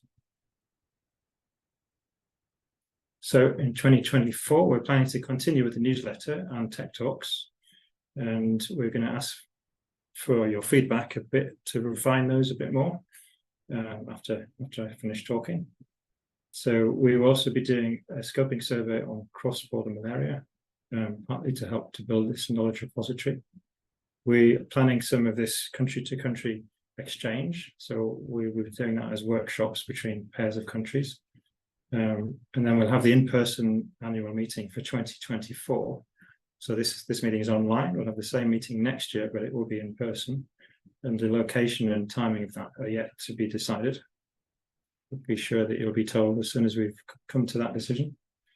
We also be doing some capacity building, so we have some budget and a lot of interest for organising training on data visualization and analysis. And we discussed a bit about that yesterday, and we'll just vote for the top priorities later on in this session.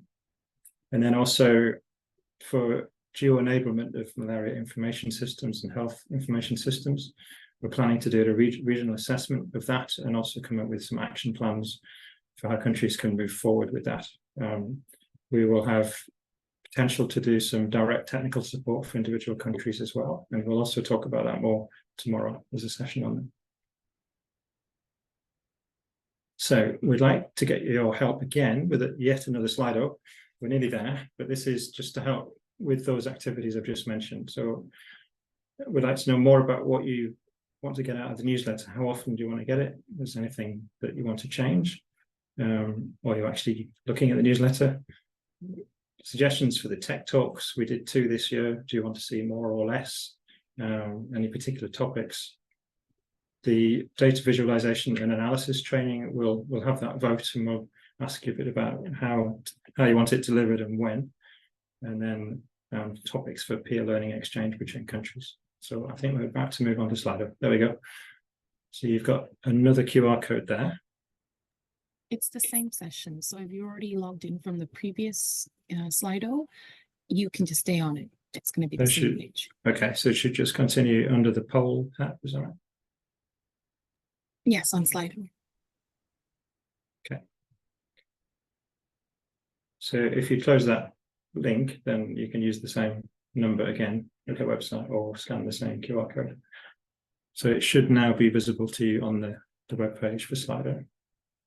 So the first question is, have you read or been familiar with the SRWG newsletter at any point this year?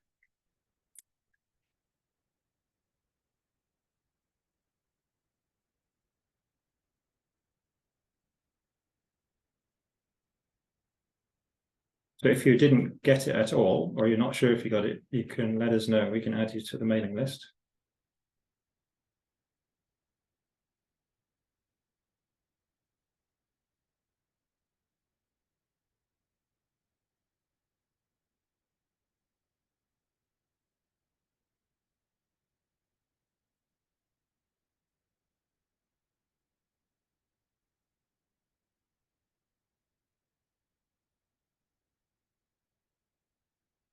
So, Marina, how would you prefer to give people's contact details for that? Do you want me to email you directly?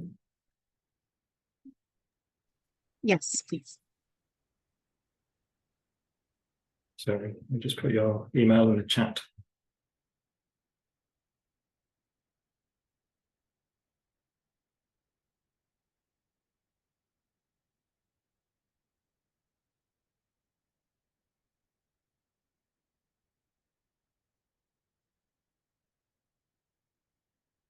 So it looks like we've got 3 or 4 people that have actually seen the newsletter.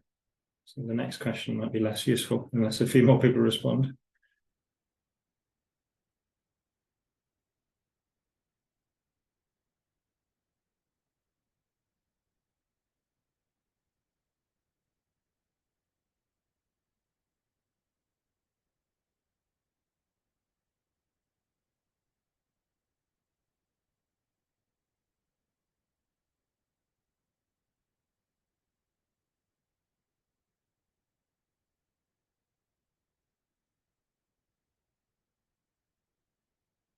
The next question is, what frequency would you like to receive your newsletter at? So if you're already getting it or if you've not received it, how often would you like to get our newsletter? It's once a month.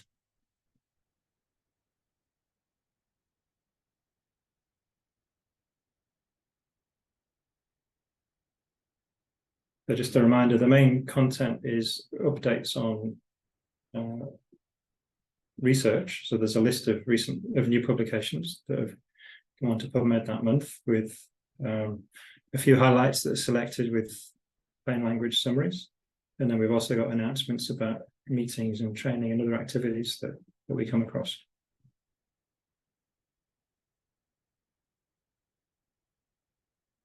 It's preferred.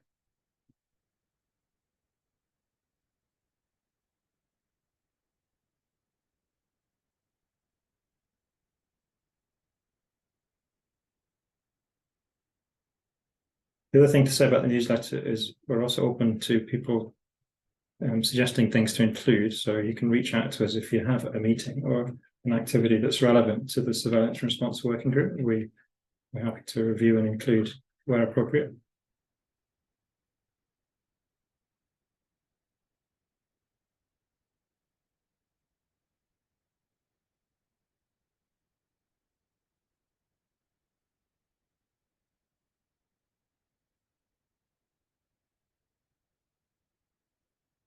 So looking at monthly is the best.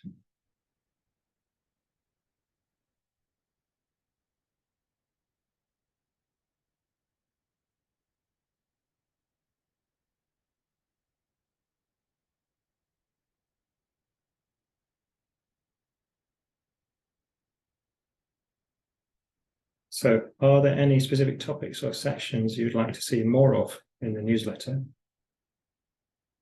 And we've got a list, and then we've also got the option at the end for other, if there's things that we haven't thought of. So what would you like to see in this monthly newsletter?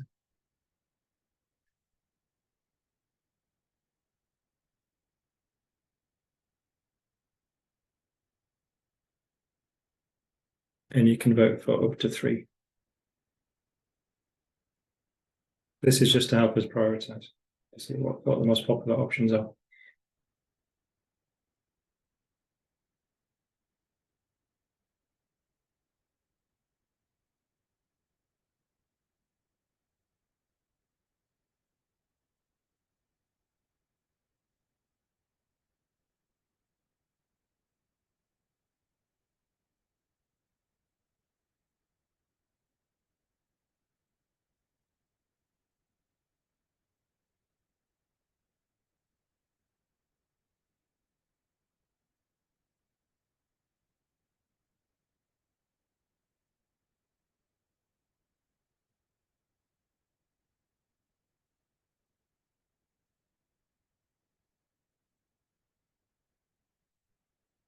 So looking at conferences, workshops, events, webinars is number 1, and the research highlights.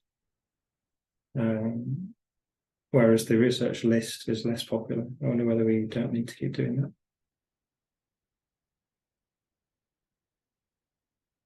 Technical insights as well. And then updates on surveillance and response activities in the region. And then less popular is working group activities. Or the spotlights.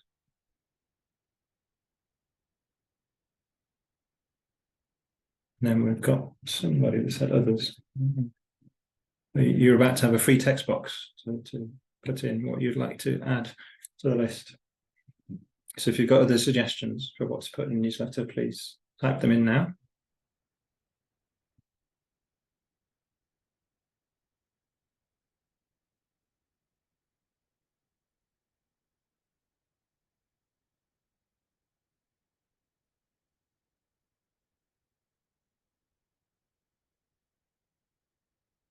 I think we had one person that chose other.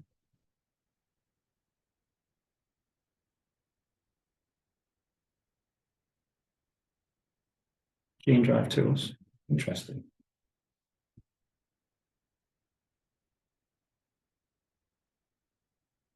Is that gene drive for mosquitoes?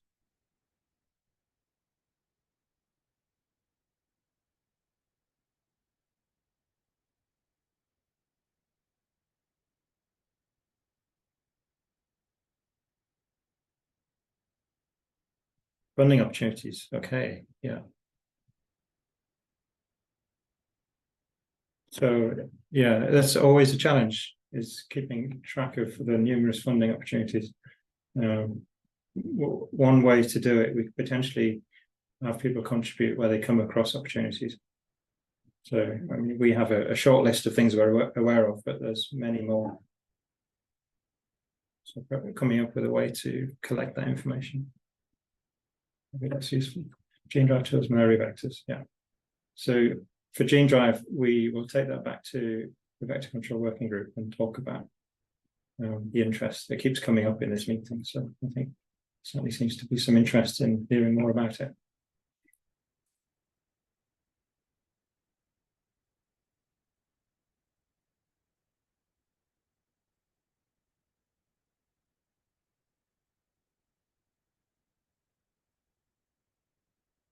Well, few people typing.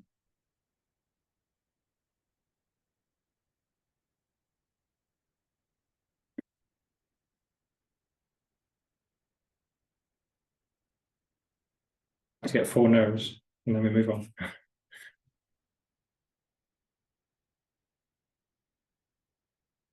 Thank you.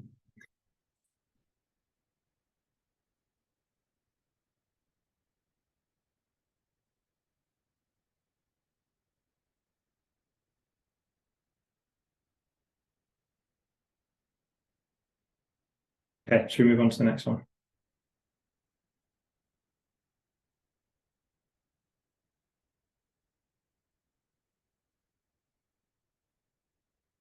So have you joined any of the tech talks from the Surveillance and Response Working Group this year? There were 2 tech talks.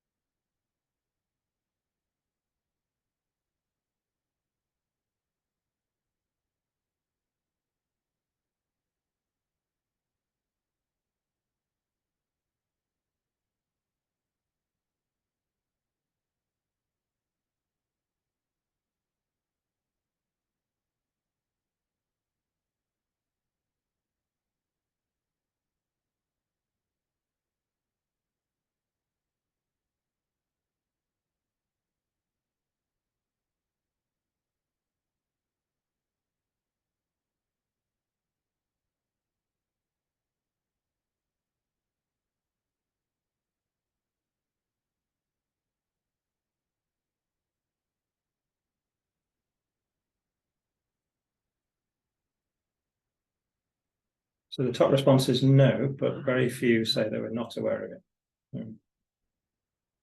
But you can only choose one, can't you, Marina? So maybe people don't know, but they're not being notified.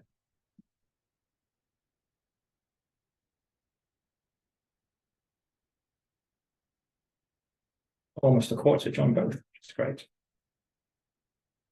So we want to make tech talks as informative and useful as possible, and not just organize them for the sake of it. And so we thought 2 was a good starting point. Very carefully selected topics.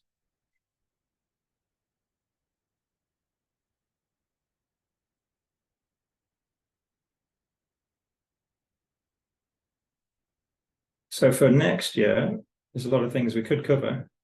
Surveillance and response is a very wide area. We put a list here of some of the things we could cover, or we're open to any suggestions. So you can vote on what we've got on the screen, or in the next slide, you can then specify a new topic. So there is no next question, so I would prefer that people put it in the Zoom chat because I can track it better. Just integrate it right away. Okay, so there won't be a text box this time. So you can just use the chat box in Zoom. We can take it from there. The tech talks are normally an hour, and we have between 2 and 4 speakers, and then if there's time, a brief panel discussion. It's run online and it's advertised quite widely, so open to a wide audience.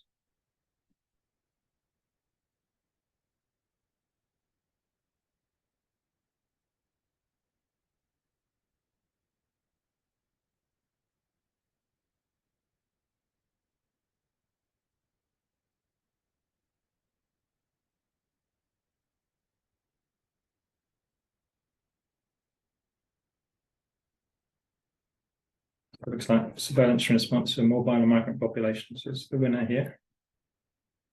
And then we've got case studies of targeted interventions.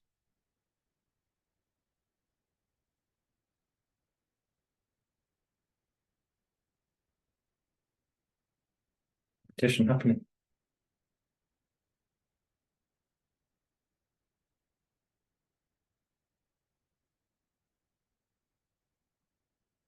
Of reintroduction plans.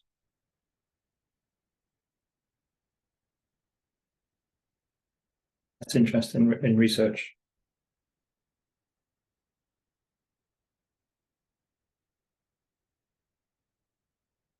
No interest in cost effectiveness.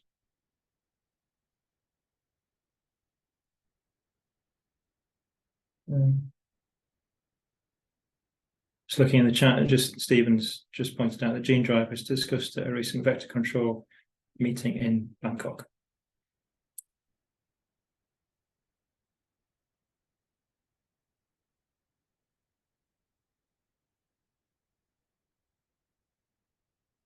If that was that a meeting that's just happened, because it would have been recorded. Phone will know. Maybe we can put a link to that meeting in the chat if it's on YouTube.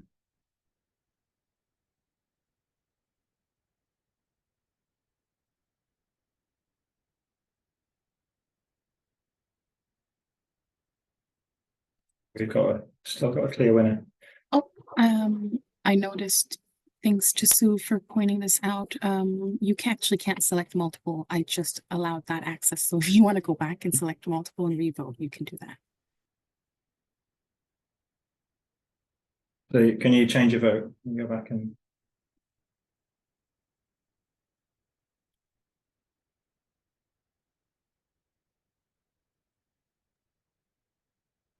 Let me give it a try 1 second.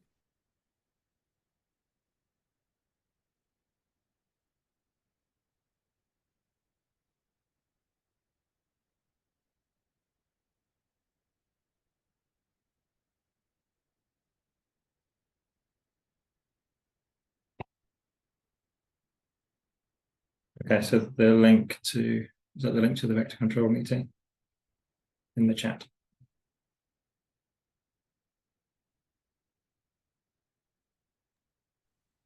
So for those people who want to go back and revote, you can amend your response in on Slido. It should be relatively easy to access on your screen. I'll just give you a couple more minutes. If you want to vote for more than one, you can go back and vote again.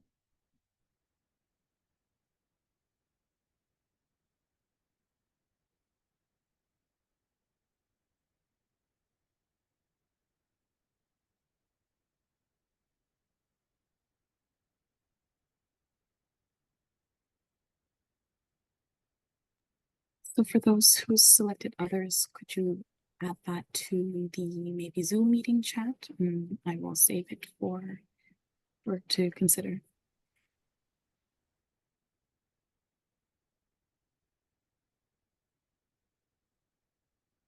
Yeah, it looks like there's consensus, at least.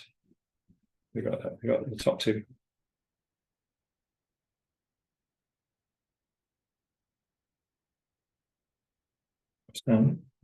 So we had a breakout group discussion yesterday about training that we will be organizing for national area programs during 2024. And we split into two groups. We had high burden, and then we combined the moderate and low burden groups with the eliminated countries as well. And they came up with this list of priority topics, but we're going to revote now just to choose the top three. So we can organize training ourselves. We have a team of people who can bring in, and then also some of these topics may be covered by other partners. So we will facilitate access, potentially co-organize a new training event on some of the topics if there's other training already happening. So we're going to go through another Slido very soon. We had a few additional suggestions, and then we've combined everything together from those two groups, and we've opened voting earlier this morning. So the idea is to vote on the top three topics that you think national programs need. So if you're from a national program, you're speaking on behalf of your program. If you're from a partner organization, it's the countries that you're most familiar with that you're voting on behalf of. And we'd love to hear some specific examples for the top three topics as they appear on the screen. So the more detailed or the more specific, the better. You can either send that through the chat in Zoom, or you can email us separately as well, because we will be planning workshop agendas for this training in the coming weeks. We're interested in how you think it should be delivered and when as well. Yep, just additional comment. We'll actually have two Slidos. So the first one is the voting. There's been some voting already done since this morning, and it's going to be active for you guys to vote again. And then the next slide, it'll be for clarification. So we'll pick the top three and discuss it further. give some examples.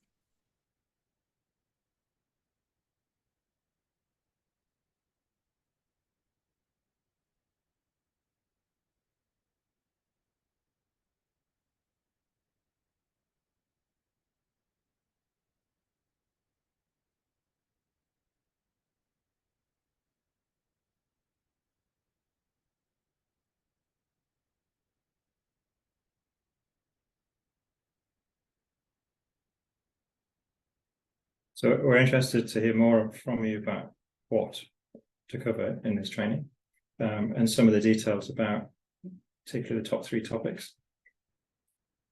For example, for detecting outbreaks, whether that's something built into malaria information system, is it something to have a routine method that's automated that will flag outbreaks? What do you mean by early warning? Does it need to be in a week, in a month? What do you mean by outbreak?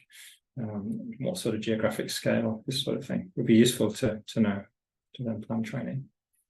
And for AI-based analysis, there's lots of things that AI can do. We've heard a bit about prediction yesterday, and it's been used variously to try and predict malaria risk using other data sets like satellite imagery.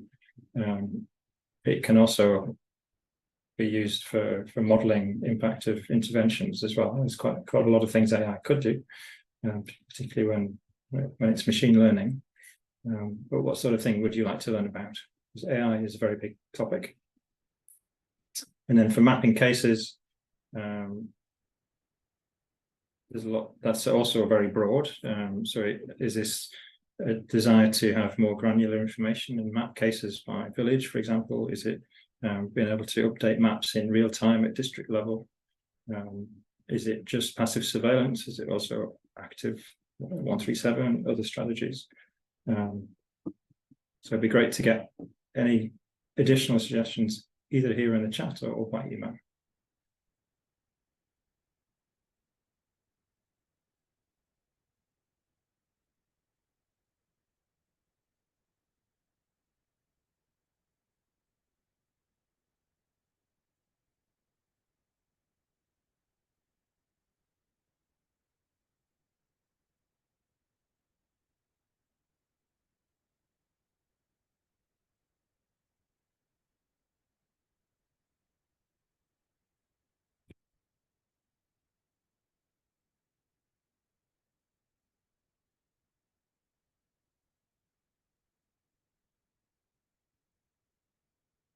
So this one comment, that request to include outdoor transmission in the training.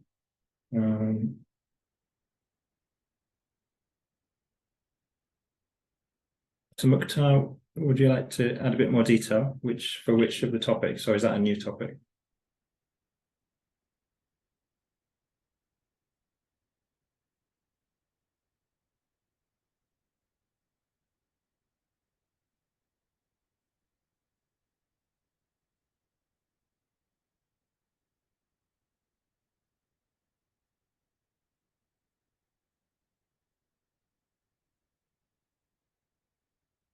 So it looks like we have consensus.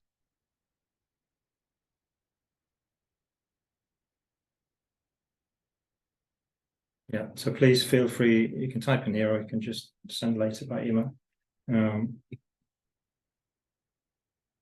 So we're going to use this to come up with some training plans with agendas and workshop plans as well.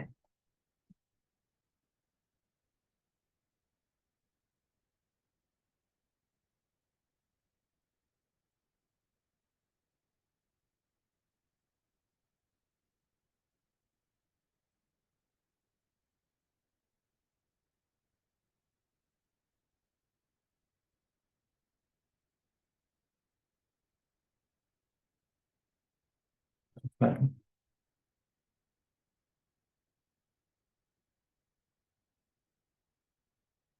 So we move on to the next one in the interest of time. So how would you like the training to be delivered? Would you like it to be online or in person? So online, the advantages are it can be a larger group. Could be 2 to 3 hours per day, so you could fit it around other work, and it could be over multiple days or spread over multiple weeks, like 1 or 2 days per week. In person would be more concentrated. It would have a smaller group. You'd have to have nominations by national programs, and it could be done over 2 or 3 days, so more intensive. And probably it would be in Bangkok. And that's because that's where we're based. It's the most cost effective. It's also very convenient for the countries to travel from across the region.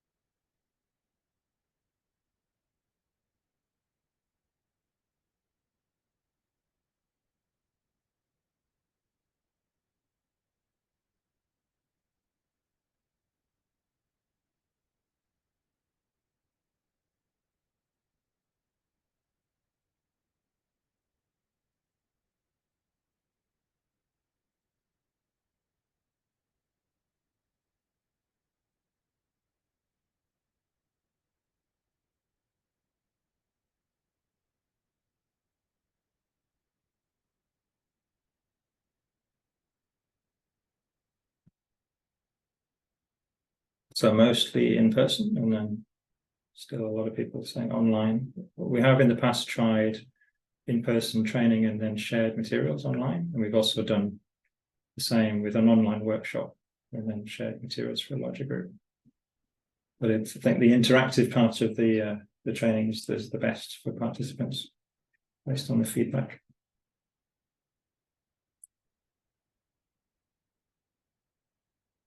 When would you like this training to be delivered? So we're aware that different times of the year are very busy with lots of meetings and other activities, and that does vary a bit between countries. But we've put here the 4 quarters, Q1 to Q4 for next year. When would be best?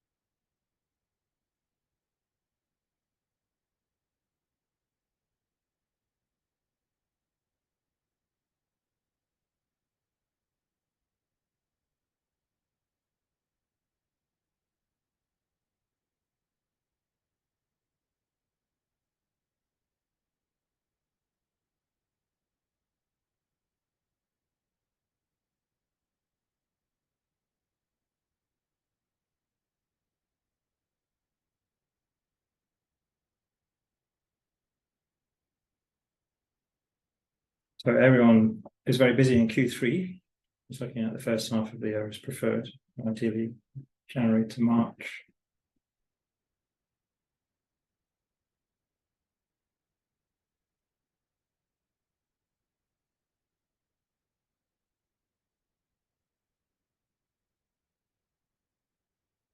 Okay, so Q1 is the winner.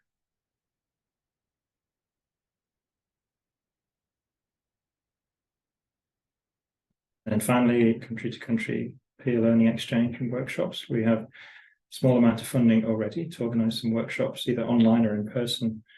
It obviously depends on the availability and willingness of the countries to do this. There's a few topics have come up from discussions like POR, case and foresight investigation, data for decision making, targeting, using data for targeting, intensification plans, etc. So they've already been suggested. Is this the last one, Marina?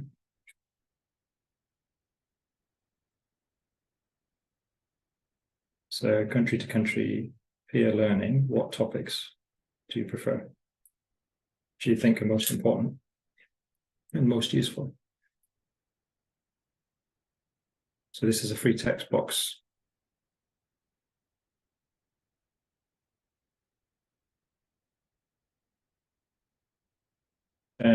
If you're from a national program or a partner, you can suggest a country from which to learn. So if there's a particular country that's done something very well, it's got experience in something you think other countries could benefit from having detailed exchange with, you're welcome to suggest.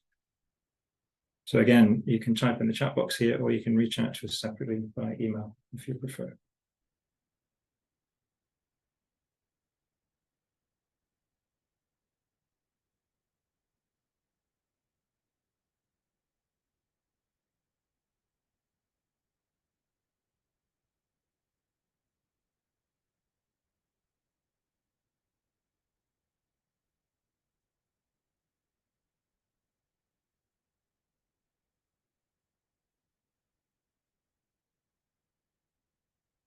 Efficient surveillance tools, sharing good experience, lab-based techniques.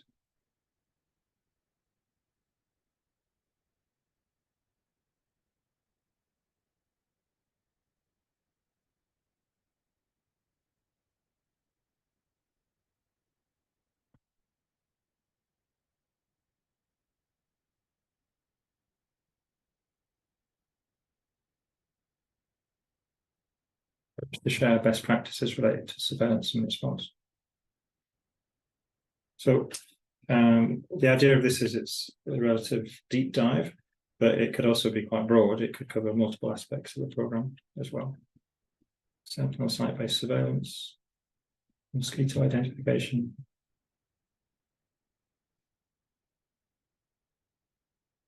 community behavior change. Okay, so from countries that have zero disease burden and near to elimination, and cross-border surveillance.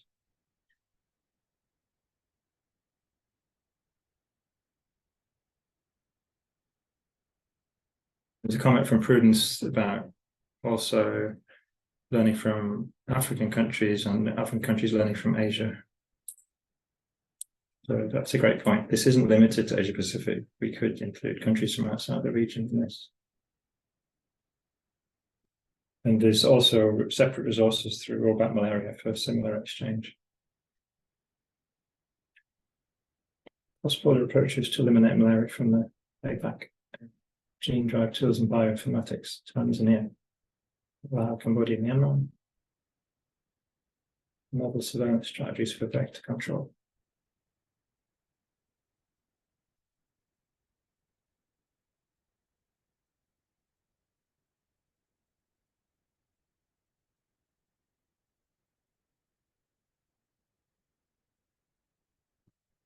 Lovely dissection.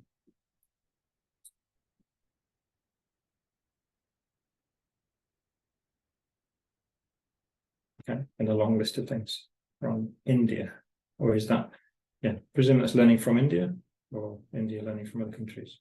I don't know.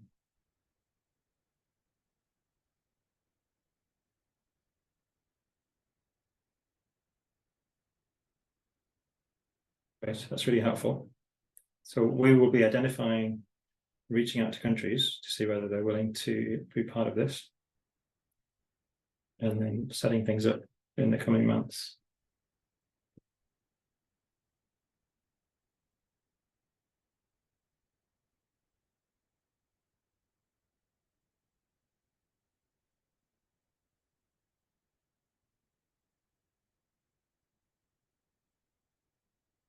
Shall we move on?